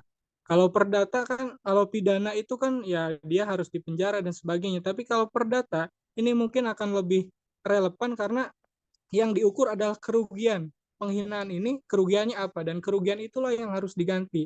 Bukan menghukum atau memenjarakan orang yang melakukan penghinaan tersebut. Mungkin itu saja, terima kasih. Baik, Pak Ilham Fauzi ya. Oke, ini Pak Ilham Fauzi muncul ini membuktikan kalau peserta webinar di sini tuh lintas profesi ya. Tidak hanya advokat, tapi juga pengajar Gen Z juga ada di sini. Oke, contohnya Pak Ilham Fauzi. Sudah saya compile Pak pertanyaan ya. Ada 2 ya, perilaku Gen Z dan pasal penghinaan. Boleh dijawab oleh narasumber siapa? Silahkan. Boleh, saya tambah sedikit. Boleh silakan Pak Dr. Suhardi. Tentang perilaku Gen Z ya Pak ya, pertanyaannya sudah saya share screen. Iya. Itu terima kasih Pak Ilham ya, sebagai guru SMA itu menginspirasi kita semua. Itu luar biasa itu. Anak-anak muda, generasi Gen Z tadi memang kritis-kritis, sehingga Pak Ilham itu takut muridnya itu jangan-jangan nanti malah ketakutan gitu ya, menjadi tidak kritis dalam rangka mengkritisi persoalan-persoalan yang muncul di masyarakat, baik di pemerintahan dan lain sebagainya. Jadi begini, Pak Ilham, yang perlu kita garis bawahi secara garis besar saja ya, pencemaran nama baik itu memang berbeda dengan delik penghinaan. Pencemaran nama baik itu ditujukan untuk menghukum mereka yang melakukan tuduhan yang tidak berdasar. Itu intinya. Maka kemudian dia pencemaran nama baik itu tetap kita hormati sebagai pasal yang penting supaya orang tidak semudah itu melakukan tuduhan yang tidak berdasar. gitu ya. Jadi oleh karena itu jangan kemudian dengan adanya KUHP yang baru ini, kemudian anak-anak muda kita, anak-anak SMA, kemudian ketakutan. Oleh karena itu, kita adakan diskusi itu dalam kerangka menjembatani itu. Karena kalau kritis anak-anak Indonesia itu bonus demografi ya, anak-anak muda ini kan luar biasa. Karena 2045 Indonesia itu kan dipersepsi menjadi negara nomor 4, negara besar keempat di dunia ya. Ini jangan sampai gagal. Tetapi kalau anak-anak yang kritis dalam kerangka mengkritisi bangsa dan negaranya karena program-program kebijakan-kebijakan dianggap tidak baik, kemudian dikritisi oleh anak-anak yang SMA itu ya, biasanya kan pinter-pinter anak sekarang itu jangan sampai menimbulkan suatu ketakutan. Justru anak-anak generasi sekarang itu ataupun generasi milenial juga ya, Gen Z, itu harus kita hormati, harus kita berikan ruang sehingga betul-betul 2025 tidak dibelenggu oleh delik penghinaan. Karena apapun Pak Jokowi kan luar biasa sebagai presiden, tidak juga dia melapor ya, karena ini delik aduan ya. Kemudian juga tidak otomatis karena ini bukan delik kejahatan biasa gitu ya. Sebagai contoh yang konkret, ketika di negara-negara Afrika, tapi di negara-negara Afrika itu tidak semuanya ya. Tentu Afrika banyak yang maju juga, tapi kan banyak yang belum maju juga. Ketika pidana penghinaan sampai saat ini hanya diberlakukan di sebagian negara Afrika, itu artinya apa sih? Artinya sudah tidak digunakan lagi oleh di negara-negara lain. Jadi seperti halnya Indonesia seharusnya, karena Indonesia itu negara hebat sebenarnya ya. Ada kritis yang sangat gawat corona ya, kita bisa mengatasi. Seharusnya hal-hal seperti ini nanti, meskipun undang-undang sudah diundangkan, tetapi nah itu harus ada sinkronisasi, harmonisasi dalam rangka mengantisipasi ini tadi. Kemungkinan orang-orang yang akan terkena pasal ini harus ada sosialisasi. Inilah perlunya kita diskusi pada hari ini. Kemudian juga apakah pencemaran nama baik itu pidana atau perdata gitu ya. Ini memang bagian dari politik hukum dari suatu negara. Pilihan-pilihan undang-undang, pilihan-pilihan pasal itu bagian dari pilihan-pilihan negara. Karena negara kita itu memang negara yang Eropa kontinental gitu ya. Karena kita dijajah Belanda, tentu kiblat kita itu otomatis ya Eropa kontinental, Belanda. Andai kan kita dijajah Inggris begitu ya, tentu kita akan ke Inggris, Anglo-Saxon gitu ya. Dan negara kita itu negara menggunakan asas fiksi hukum. Jadi apapun undang-undang kalau sudah diundangkan berlaku gitu ya.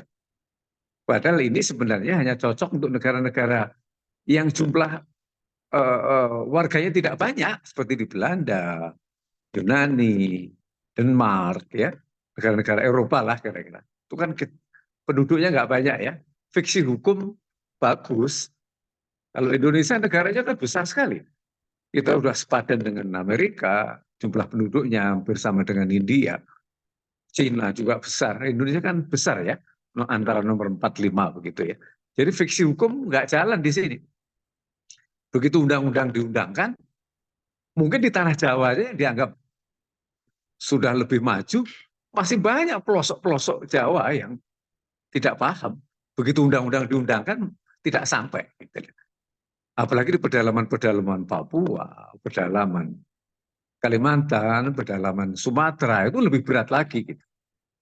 Sehingga fiksi hukum yang dimaksud dalam hal ini, untuk Eropa kontinental memang oke. Kalau apa namanya Anglo-Saxon, karena kalau di Inggris itu kan namanya negara jurisprudensi ya, bukan negara undang-undang. Negara jurisprudensi itu pembangunan negara itu terutama memang dasar filsafatnya memang dan dasar operasionalnya dipakai dari jurisprudensi. Jurisprudensi. Jurisprudensi itu maksudnya produk yudikatif, bukan semata-mata produk undang-undang. Sehingga di Inggris itu hukumnya sangat fleksibel gitu ya. Lebih cepat sekali ilmu dan teknologi diserap sebagai masukan.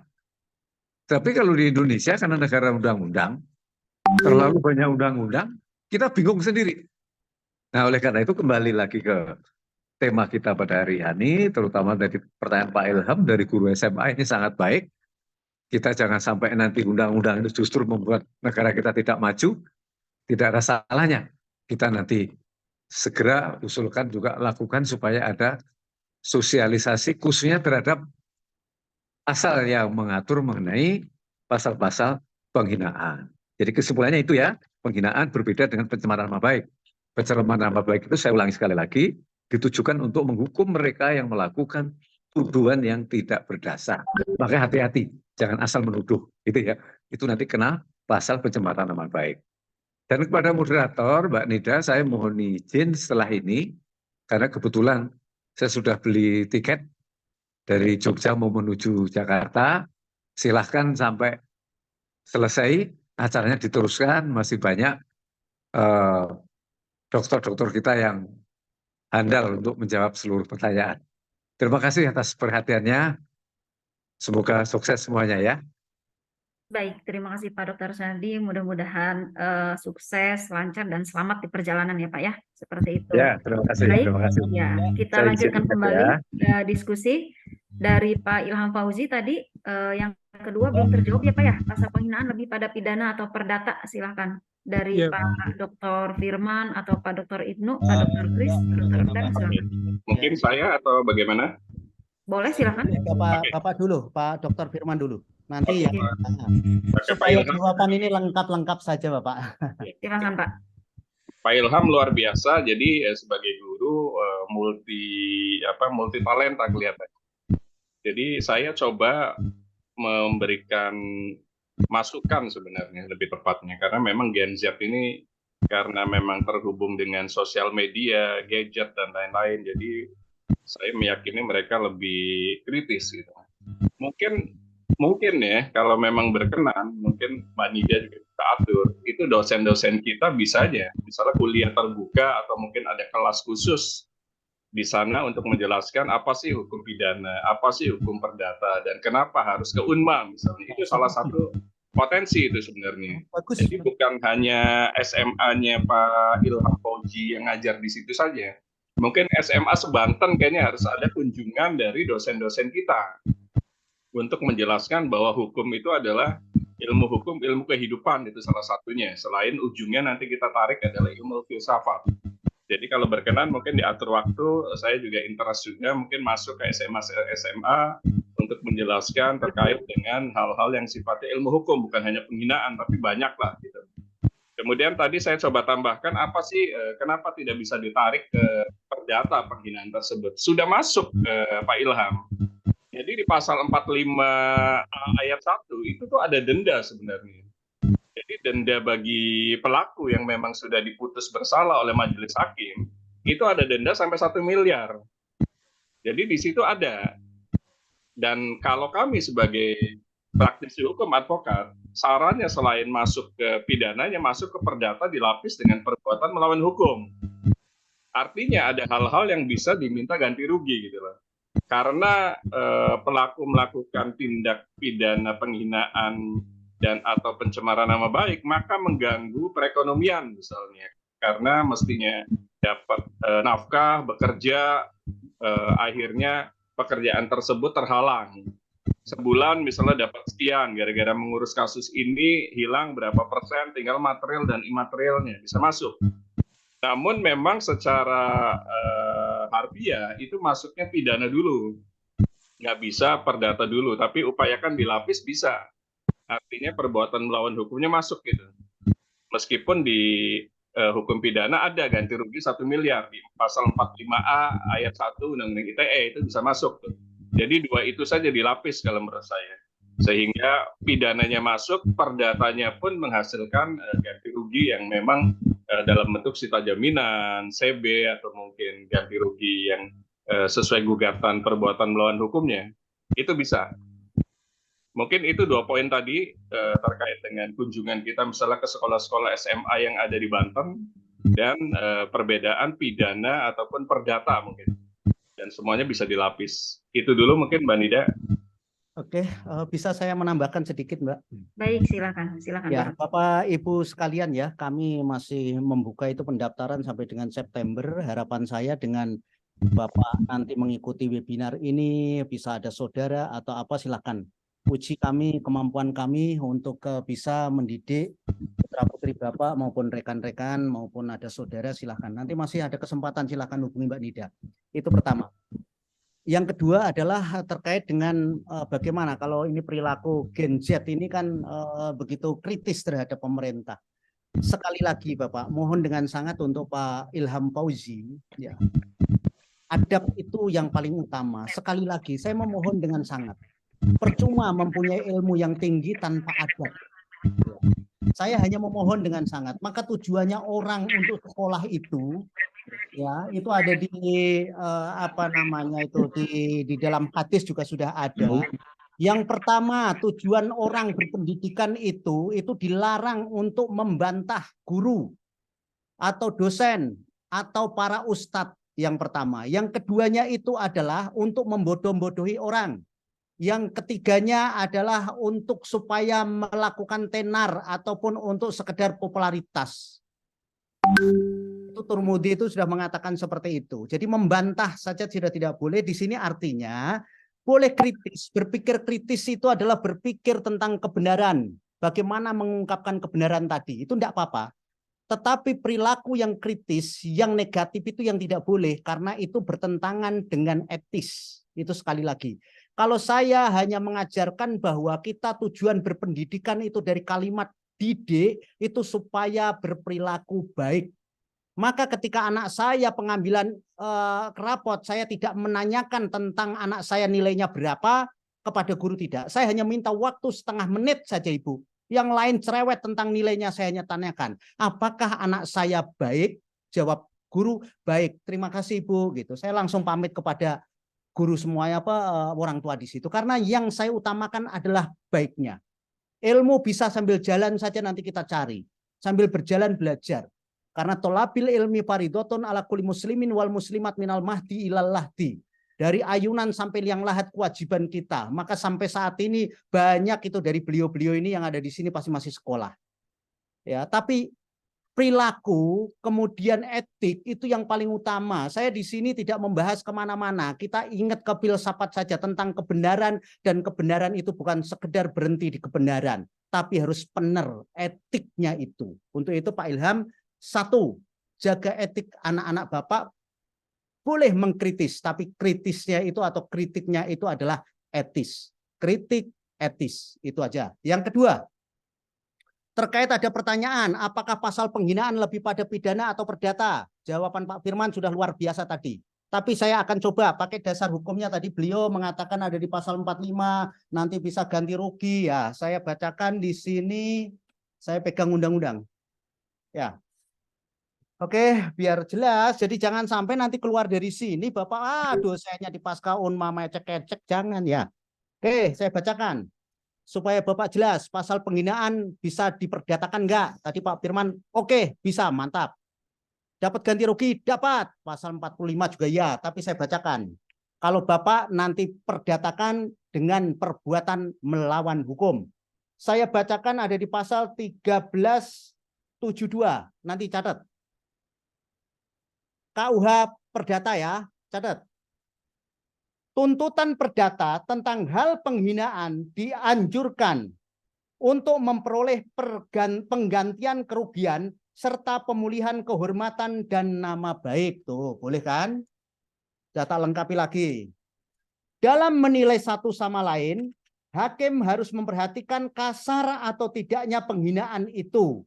Begitu pula pangkat, kedudukan, dan kemampuan kedua belah pihak dan keadaannya. Bisa, Pak? Tadi sudah dijelaskan oleh Pak Firman. Ini tentang perdatanya ada di pasal 17, ulangi, 1372. Ya, nanti catat, dibaca lagi. Mungkin itu dari pertanyaan Bapak, saya hanya melengkapi saja dari Bapak-Bapak dosen kita yang luar biasa. Mungkin ada Bapak dosen yang lain yang menambahkan, dari Pak Suwardi, dari Pak Firman, dari Pak Ibnu tadi luar biasa, Pak Endang, mantap. Monggo. Bang Kris, bicara nih. Ya. Silakan Pak Dokter Ilham. Tadi dulu, saya tadi ngeliat wajah saya kagak bisa di sini HP ya. Ya udah kalau apa, Bapak. Ya, Bang Ilham. Maaf, saya orang Betawi, saya juga ketua ICBI. Siap. Indonesia, saya ketuanya. Jadi abang itu familiar saya dan sosialisasi dalam pergerakan keorganisasian ini. Ya, Bang Ilham, rekan-rekan semua berbahagia. Kebetulan saya juga pernah jadi wali kelas, kepala sekolah, sekarang yayasan begitu, mengayomi anak-anak. Dari kemarin Jumat Sabtu kita camping, sekarang saya ngantarkan Mabigus untuk kepala sekolah, mereka dididik. Tapi jelas 2045 mereka yang punya hak untuk melanjutkan perjuangan dalam kebangsaan dan kenegaraan kita. Berarti mereka yang umurnya sekarang atau mereka awal-awal kerja, mereka punya hak menjadi pemimpin bangsa ini. Biarkan mereka berekspresi. Ini menjadi sebuah inspirasi. Kemarin sore, anak saya melukis. Ya, maaf, emang saya tidak perlu sebutkan namanya begitu. Salah satu tokoh besar di bangsa kita, negara kita ini. Karena saya share terkait masalah Zoom webinar kita, Bi katanya, ini masuk delik hukum nggak katanya? Saya menggambar, tapi kan ini keindahan, kecakapan dan seterusnya. Anda bilang, nggak usah disebut namanya. Nanti khawatir kena undang-undang ITE, Anda bilang begitu. Artinya tetap kita motivasi, ekspresi harus diungkapkan. Kritis harus diungkapkan. Berkarya terus berkarya, anak bilang. Untuk menghindari itu, kamu masih masa depan banyak, panjang, nggak usah sebutin. Pokoknya ekspresiin wajah siapa, orang menilai sendiri. Artinya, kalau kita ingin mengkritisi, udah bahasa pemerintah saja, nggak usah sebutin namanya. Para menteri, sebutin para menteri, nggak usah sebutin menteri A, menteri B. Pimpinan negara, sebutin pimpinan negara, kan di sini pimpinan 1, pimpinan 2, sampai pimpinan sekarang itu. Artinya, biarkan mereka mengekspresikan kritisnya itu. Sehingga dalam hal ini kita seorang pendidik memang betul-betul mengayomi mereka, bahkan mengarahkan mereka. Itu pertama Bang Ilham, ya. Yang kedua, ya sekali lagi saya setuju sekali karena mengungkapkan bahasa religius kita, al-adabu pokol ilmi. Halo? Halo? Lanjut Pak Dokter, jelas. Lanjut. Iya. Ini harus baliknya ada wajah saya nih. Dari tadi saya kangen lihat wajah saya, gak kelihatan ini. Nida, wajah saya mana? Nggak kelihatan ya? Ada Pak. Oh, ada. Pak di mobil ya. Lihat kacamata kalau gitu. Oke, itu yang pertama tadi ya. Yang kedua, al-adabu pokol ini. Itu satu sisi. Seperti halnya unzur makola wa tanzur mankola. Jangan melihat siapa yang berbicara, tapi lihatlah siapa hasil dari pembicaraan itu. Itu satu sisi. Kalau konsepnya hadis itu tidak berlaku, dilihat punya akhlak, adab yang baik, yang sopan santun, diterima ucapan itu. Maka tadi betul diubahkan itu kata kritis, kemudian lagi sikap dan seterusnya itu berbeda. Oleh karena ini, zaman kita mendidik para penerus kita, siapa 2045 mereka punya hak memimpin ini. Yang sekarang kelas awal kuliah atau mulai bekerja, mereka punya hak saat itulah mereka berumur 55, 60, ya. Jangan sampai di atas 70 nanti juga pokar boleh jadi begitu katanya. Ya, itu hak saya. Ya, silakan ya. Itu yang kedua. Ya. Yang ketiga, bagaimanapun juga kita mendoakan generasi ini harus generasi yang kuat.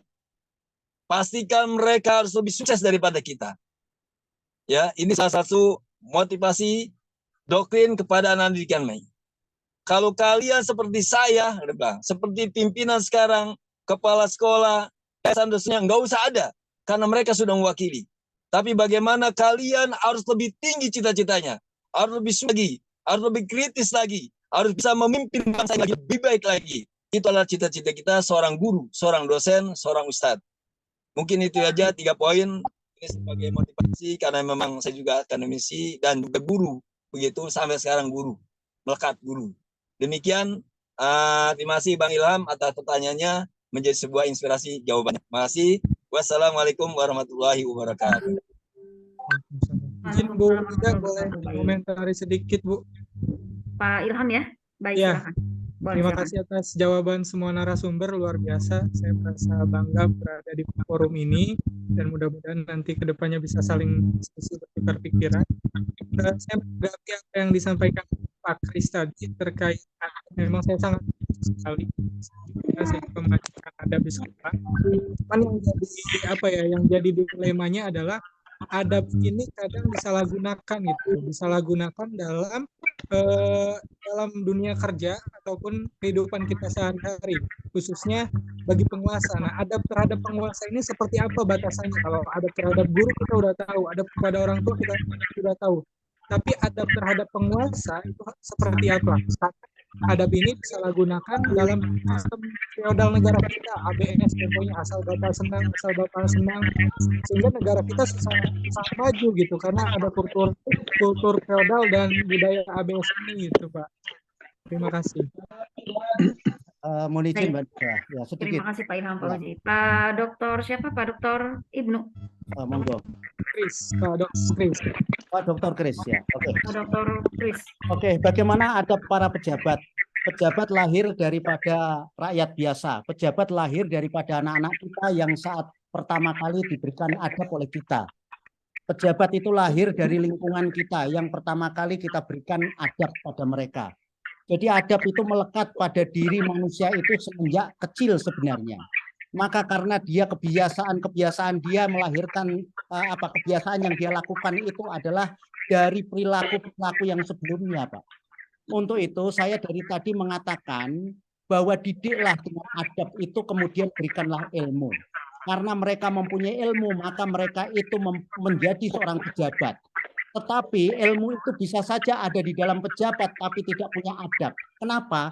Karena mereka itu tidak pernah diajarkan adab dari sebelumnya. Karena adab itu akan terus melekat, Pak. Enggak bisa. Seperti Pak Endang, gaya bicaranya ya akan seperti itu. Pak Ibnu itu seperti itu, gitu tuh. Karena ungkapan dari perilaku baiknya di dalam hati yang sudah terus menerus itu, ya, yang menjadi kebiasaan beliau itu. Jadi perilaku daripada pejabat maupun rakyat biasa dalam beradab, beretika itu sesungguhnya sama saja. Bagaimana cara berperilaku yang baik sudah diatur dalam agama, sudah diatur dalam norma, itu yang baik. Kamu bicara yang baik, kamu jangan menghina dengan kalimat-kalimat kasar. Kamu berperilaku yang baik, kalau mencuri, korupsi itu tidak baik, itu sudah adab, etika. Moral kita sebenarnya sama saja, mau pejabat mau rakyat itu adabnya harus sama. Bahwa hal-hal yang baik itu sudah diatur di dalam kitab maupun diatur dalam norma yang kita itu ikuti setiap hari. Kalau di kita ada 4 norma, norma hukum, norma agama, norma kesusilaan, norma kesopanan, itu sudah diatur jika kita menganut norma. Tetapi ketika kita menganut normanya agama, ya berarti agama telah mengajarkan bagaimana berperilaku kepada Tuhan, kepada manusia. Hablum minallah, hablum minan nas, hablum minal alam. Ya, terhadap alam itu seperti apa. Kita sudah diajarkan dan semua sama, tinggal melaksanakan saja. Tempatkan dirimu, hakikatmu itu siapa. Maka ketika Pak Ilham seorang guru, tepuk dadamu. Ini loh, aku guru, harus berbuat apa, siapa saya harus berbuat apa. Saya rakyat, maka saya harus berbuat apa, dan saya itu siapa. Ketika saya mahasiswa, maka saya itu siapa, harus berbuat apa. Tidak bisa Bapak menempati kursinya dosen, karena memang Bapak tidak ada di situ, nempatinya ya kursinya ada di mahasiswa. Maka ketika orang ingin mengetahui tentang hakikat sesuatu, tentang filsafat itu, tepuklah dadanya masing-masing. Saya memberikan pengarahan toga toma seluruh provinsi Banten, saya katakan tepuk dada Bapak dan Ibu para pejabat semua itu, supaya Bapak mengenali siapa Bapak. Kalau di rumah Pak Fauzi Ilham ini sebagai orang tua, tugas Bapak itu apa sebagai Bapak? Maka tepuk dada Bapak itu. Di sekolahan sebagai apa? Didiklah dengan baik anak untuk di rumah, istri, dan di sekolahan untuk itu. Supaya ketika mereka besar menjadi seorang pejabat-pejabat yang bermoral. dan beretika. Itu Bapak, mohon izin, ada yang kurang puas. Siap, terima Puas, kasih Bang, Pak. puas. Ini Eh, karena kita waktunya mepet ya Pak ya, ada satu pertanyaan lagi mungkin boleh dari Mbak Zeya nih. Mbak Zeya ini siapa ya? Atas nama siapa ya boleh? Selamat siang. Sebenarnya ini Oh, laki-laki. akunnya Mohon anak maaf. saya Iya. ini. Ya, Mbak Nida, mohon maaf. Oke, Saya baik, pakai silakan. akunnya Baik. kebetulan di jam yang sama Baik. bersamaan dengan webinar yang lain. Tapi intinya seru sekali ini saya melihat dan mendengarkan tadi paparan yang sudah disampaikan oleh beberapa narasumber gitu ya. Termasuk saya mohon izin dulu ingin menyapa ke Pak Dr. Ibnu, rekan saya. Pak Dr. Ibnu, selamat siang.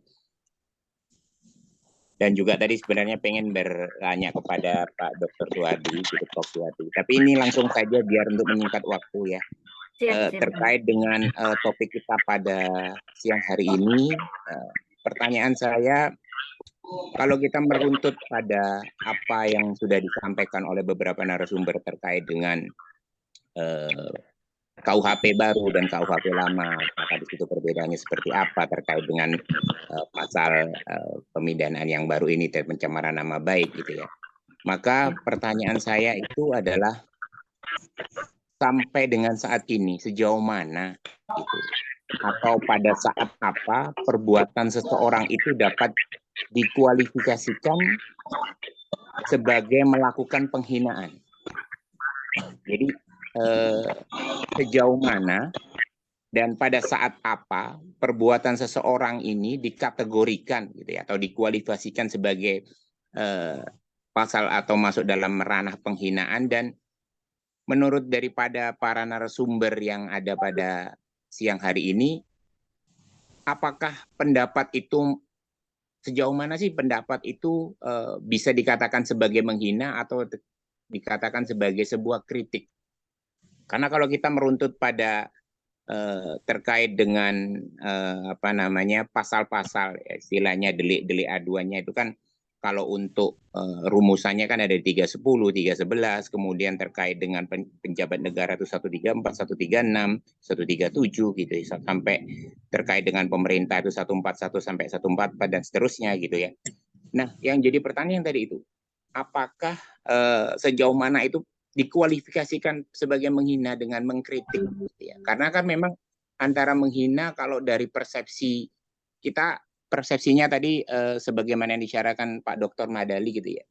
Ada kita bertarik pada al-'ada muhakkamah gitu, bahwasanya sebuah keadaan atau kebiasaan seseorang itu bisa dijadikan sebuah hukum. Nah, ketika kita katakanlah dalam ranah itu al-'ada muhakkamah gitu, atau tadi yang disampaikan oleh Pak Dokter bahwasanya adab itu harus lebih tinggi dari ilmu gitu, betul gitu. Tetapi dalam konteks yang seperti apa adab itu harus lebih tinggi daripada ilmu? Kan harus ada kualifikasinya, tidak keseluruhannya. Karena kan antara ilmu dan adab itu memang didahulukan adalah al-adab, tapi dalam konteks yang lain itu ada didahulukan oleh ilmu. Nah, itu mungkin yang menjadi pertanyaan saya. Terima kasih Mbak Nida. Assalamualaikum warahmatullahi wabarakatuh. Waalaikumsalam warahmatullahi wabarakatuh. Terima kasih Bapak. Tadi dijawab oleh siapa narasumber? Boleh saya spill dulu Pak Dr. Ibnu. Tadi disampaikan bahwa beliau adalah rekan dari Pak Dr. Ibnu Mazah ya. Oke, pertanyaannya adalah sejauh mana dan pada saat apa perbuatan seseorang dapat dikategorikan atau dikualifikasikan sebagai penghinaan? Akan dijawab atau ditanggapi oleh siapa? Silakan, baik. Pak Dr. Firman, boleh. Ya, oke. Terima kasih dengan Pak siapa, Zia anaknya ya? Betul. Iya, Pak Hafid, Pak. Hafid, Pak Hafid.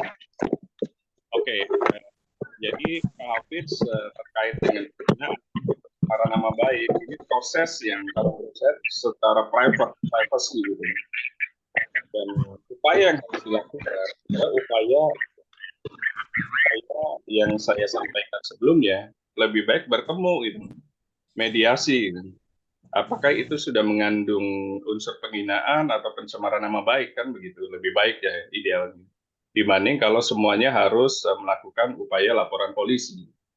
Karena contoh misalnya apa sih undang-undang ITE yang kita punya sekarang itu mayoritas kan pasal-pasal yang bisa dikenakan semuanya. Kita ngomong apapun juga bisa masuk gitu loh, sepanjang memiliki tambahan ahli. Di situ nanti ada ahli bahasa, ada ahli pidana, ada ahli ITE dan lain-lain gitu loh. Nah, disitulah akhirnya perkakas atau mungkin yang sifatnya alat bantu lainnya harus masuk, tidak melulu dokumen, video, tidak hanya itu, tapi harus ada ahli. Dan disinilah yang membedakan dengan tindak pidana umum lainnya, yang mungkin tidak memerlukan ahli, seperti penipuan, penggelapan, mungkin. Tapi kalau sudah masuk ke pencemaran nama baik, penghinaan, mungkin ke pembuat berita bohong, dan lain-lain, dan itu akhirnya costly gitu, karena mereka kan ahli, namanya ahli kan pasti costly kan begitu. Jadi kalau dibilang apa substansinya, ya substansinya mereka lah yang menentukan. Sebenarnya kita hanya bisa menduga sebagai korban tersebut bahwa ini sudah melakukan penghinaan. Tapi kalau ahli bahasa mengatakan tidak, ya tidak bisa dikatakan penghinaan atau mungkin pencemaran nama baik. Makanya di situ yang membedakan dengan pidana umum lainnya gitu. Dan prosesnya kita tahu kan panjang gitu. Kenapa sih hal-hal yang tidak tidak substantif itu bertemu saja sih antar para pihak gitu. Apalagi sekarang delik aduannya orang yang merasa dirugikan. Ya orang merasa dirugikan mungkin bisa melewati kuasa hukum, bisa juga gitu. Tapi pada dasarnya kenapa tidak dimulai dengan tabayun gitu loh bahasanya. Tabayun bertemu para pihak tersebut. Kalau memang salah ya minta maaf, udah selesai. Dibanding semua hal itu harus karena penyelidikan, kemudian penyidikan di kepolisian. Gitu. Dan itu substansi dari penghinaan dan pencemaran nama baik sebenarnya. Karena ini pasal yang, atau mungkin kalau menurut saya, hanya ada di negara berkembang sebenarnya. Artinya martabat itu selalu diutamakan dibanding teknologi, dibanding bisnis, dibanding mungkin prestasi-prestasi lainnya gitu. Hal-hal kayak begini masih ada di negara-negara yang menurut saya ya seperti kita lah gitu. Semestinya ini hilang gitu. Oke lah ini ada adab dan lain-lain, tapi karena difasilitasi dengan sebuah undang-undang, difasilitasi dengan sebuah payung hukum, akhirnya digunakanlah oleh orang yang merasa atau merasa dijolimi. Kita belajar bersama bahwa hal-hal yang sifatnya privacy semestinya nggak harus melulu dilakukan ke upaya hukum. Ya. Kenapa nggak tabayun bertemu agar tidak menumpuk satu kasus sampai 40 laporan polisi gitu. Untuk apa? Polisi juga mungkin jengah juga melihat pelakunya satu, terlapornya satu, tapi pelapornya banyak sekali. Gitu. Nah ini yang harus dipahami, apalagi kita zaman modern begini, semestinya hal-hal yang sifatnya privacy nggak perlu diatur secara spesifik gitu. Tapi oke lah, sekarang sudah ada undang-undangnya, ya tinggal kita memaknai sendiri. Mungkin sebagai kuasa hukum, sebagai advokat, atau sebagai penegak hukum lainnya, menyarankan saja, upayakan tabayun sajalah, nggak perlu LP gitu, nggak perlu bikin sebuah pelaporan yang sifatnya akhirnya panjang sampai keputusan di Mahkamah Agung yang namanya PK, kapan berkekuatan hukum tetapnya kalau begitu. Apalagi cost-nya sangat banyak, untuk ahli aja berapa gitu. Itu mungkin Pak Hafiz. Baik. Iya, terima kasih Pak Dr. Firman. Ada lagi yang mau menambahkan Pak sebelum kita nanti ada closing statement dari Pak Dr. Ibnu ya, menyimpulkan dari berbagai hal perspektif webinar kali ini nanti dari Pak Dr. Ibnu gitu. Pak Dr. Kis mau menambahkan dulu Pak dengan Pak Dr. Endang atau? Oh ya, mohon izin. Saya Boleh, kira silakan. pertanyaan dari Pak Jogja sangat bagus sekali. Kalau Pak Firman menjelaskannya juga luar biasa ya. Kalau bicara soal kapan dikatakan sebagai pasal penghinaan, ya sejak orang itu secara pribadi merasa dihina, melaporkan, mengadukan, itu ya sejak itu maka akan melakukan suatu proses, tentunya dengan penyelidikan, penyidikan dan sebagainya. Kemudian sejauh mana dikatakan sebagai menghina, ya nanti akan di dalam penyelidikan itu nanti akan dilakukan pemeriksaan oleh bukti, itu kan yang paling penting. Ketika dua alat bukti yang sah itu bisa dibuktikan, maka ya sudah, pasal itu berarti terbukti bahwa itu ada pasal penghinaan. Ketika tidak ada alat bukti yang sah, 184 itu yang dikatakan dalam KUHP itu ya tidak sah, gitu aja Pak. Untuk itu pasal penghinaan ini memang sebaiknya seperti yang jangan bersifat jadi represif lah ya. Jadi jangan sekonyong-konyong main lapor-lapor sih, tidak. Tabayun dulu aja. Itu yang paling penting. Itu Bapak yang bisa saya sampaikan mungkin untuk tambahan. Yang jelas pasal penghinaan ini sangat rentan sekali dengan pasal karet. Untuk itu silahkan yang lain untuk menambahkan Bapak narasumber. Pak Dr. Neneng, ada yang ditambahkan Pak?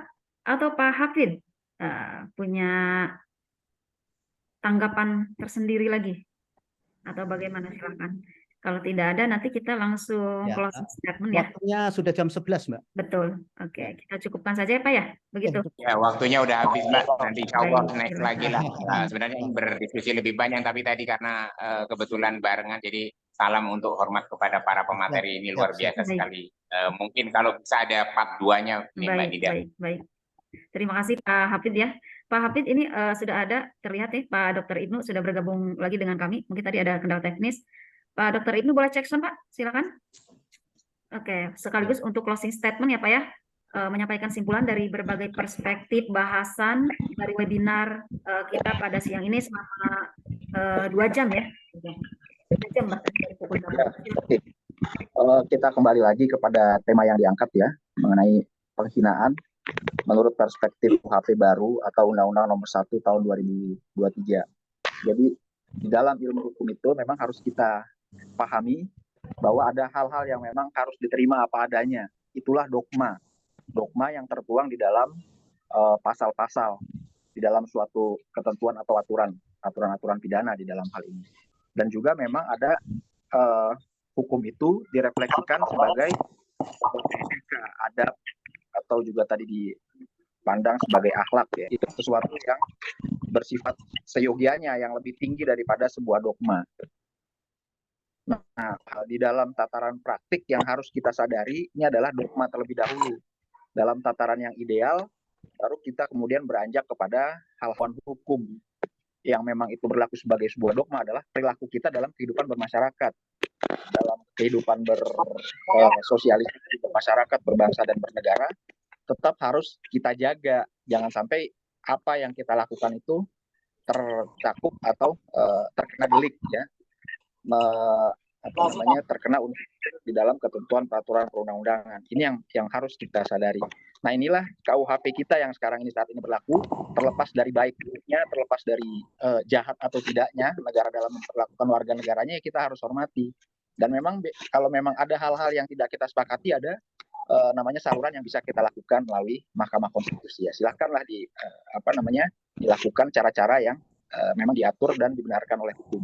Dan satu hal lagi yang perlu diingatkan, bahwasanya benteng perlindungan terakhir kita dalam melakukan berekspresi, dalam berdemokrasi, itu ada di dalam ketentuan yang menyatakan untuk kepentingan umum dan untuk kepentingan membela diri. Ini jangan sampai nah, sepanjang berkaitan dengan kepentingan umum ya kita merupakan kewajiban sekaligus hak juga sebagai warga negara untuk mengingatkan. Tapi kalau tidak ada kaitannya dengan kepentingan umum, nah itu yang memang perlu kita waspadai, bersifat kita hati-hati ya.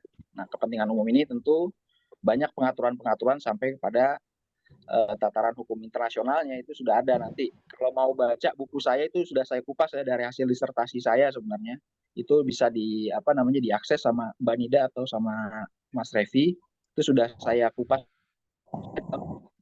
delik-delik ya, baik yang dilakukan oleh individu, subjek masyarakat maupun ya saya rasa itu sebagai closing statement dari saya semua. Saya juga mewakili Pasca Unma mengucapkan terima kasih banyak atas antusiasmenya, atas galakan dan juga bentuk atensi. Hadanallahu wa iyyakum wa ila siratal mustaqim. Wassalamualaikum warahmatullahi wabarakatuh. Jangan dulu out Zoom ya Pak Bu. Saya ada sedikit informasi. Ini ada beberapa karya buku dari dosen kita, karya Pak Dr. Ibnu Mazah. Ini sedang sale Pak Bu, 50% ya, dari harga 100.000 menjadi Rp50.000, kemerdekaan pers dari perspektif hukum dan HAM. Nanti jika Bapak atau Ibu berminat untuk membaca karya tersebut, boleh menghubungi saya ya. Selanjutnya juga ada dari Pak Dr. Kiswanto. Nah, judulnya Logika Hukum dan Argumentasi Hukum. Beliau juga menulis banyak buku selain buku ini. Pak Dr. Ibnu pun juga begitu. Nanti untuk lebih detailnya akan saya share di grup webinar ya Pak Bu ya, untuk karya yang lainnya. karya Pak Dr. Firman Chandra juga tadi sudah di-spill lewat PowerPoint-nya. Beliau menunjukkan ada beberapa karya buku beliau selain buku Orange ini yang berjudul Paralegal. Harganya juga sudah tertera. Nanti jika berminat bisa menghubungi saya. Pun ada karya dari Pak Dr. Suhardi Mulyono juga sama ya. Oke, nanti untuk buku lainnya juga akan saya informasikan di grup webinar seperti itu. Untuk kali ini kita akhiri saja karena tadi juga sudah closing statement oleh Pak Dr. Ibnu Mazhar. Beliau juga selaku Wakil Direktur 1 di Program Pascasarjana Universitas Matlaul Anwar Banten. Saya juga mengenalkan ke Bapak Ibu, kampus kita itu ada di Jalan Akses Polda, belakang Polda Banten. Kalau misalkan Bapak Ibu bukan dari Banten, patokannya Polda Banten ya Pak Bu ya. Seperti itu. Alhamdulillahirrahmanirrahim. Webinar pada hari ini sudah selesai. 3 jam sudah, kita sudah melewati ya Pak Bu ya. Kalau misalkan menikmati, katanya tidak terasa seperti itu. Jadi mudah-mudahan tema webinar Delik Penghinaan dalam Perspektif KUHP Baru ini menjadi tambahan wawasan keilmuan kita di bidang hukum selaku akademisi, praktisi hukum atau pendidik seperti itu ya. Saya Nida Nihatul Jannah dan Mas Revi Kurnia sebagai akademik dari Pascasarjana Unma Banten mewakili penyelenggara juga narasumber mengucapkan terima kasih dan mohon maaf sebesar-besarnya atas kekurangan atau kendala teknis yang terjadi pada kegiatan webinar kali ini. Sebelum mengakhiri, saya ada door prize dulu. Ini akan saya umumkan untuk Ibu Yuliana SH ya. Ibu Yuliana SH dan Bapak Taufan Sunaryo yang sudah in Zoom dari awal pukul 8 sampai pukul 11 ya. Kita akan menghadiahkan voucher pulsa tidak banyak, sedikit saya sebesar Rp15.000. Untuk penanya juga masing-masing mendapat pulsa sebesar Rp10.000. Akan saya langsung transfer setelah kegiatan webinar selesai. Seperti itu. Juga sebelum diakhiri, izinkan saya untuk berpantun seperti... Iya, terima kasih Mbak Nida. Oke, izinkan saya berpantun sebentar dulu. Ada jaksa mutasi ke tanah ilir. Gitu ya. Sampai jumpa di webinar tema lain. Saya juga ke Bapak Ibu, apakah tertarik jika kita menawarkan webinar-webinar dengan topik terhangat? Ya. Mantap, siap. Sangat tertarik. Oke, Sangat mantap, luar biasa. Flyer Terima kasih Bu Nida. Betul, kita akan terus share on flyer dari Mas Revi nanti di webinar-webinar selanjutnya ya Pak Ibu ya. Tetap punya kontak saya atau Mas Revi boleh tetap disimpan. Satu lagi Pak, pantunnya tadi terkait webinar, sekarang tentang kampus. Mas Revi minta antar ke TMII gitu ya. Bagi yang belum magister, mari bergabung dengan kami gitu. Di Pascasarjana Unma Banten, institusi kita sudah terakreditasi baik sekali, prodi kita sudah terakreditasi baik, dan insya Allah di September ini kita akan ada visitasi dari Ban PT Asesor menuju baik sekali, amin. Mudah-mudahan ya Pak ya, doakan ya seperti itu. Biasa, luar Saya biasa. informasikan peserta kita ada dari mahasiswa, sebagian juga dari advokat dan akademisi Unma ya Pak ya, ada seperti itu. Salam sejahtera, mudah-mudahan berminggu pekan dengan keluarga. Wassalamualaikum warahmatullahi wabarakatuh. Waalaikumsalam warahmatullahi wabarakatuh. Terima kasih banyak. Terima kasih banyak Bu Nida. Terima kasih banyak.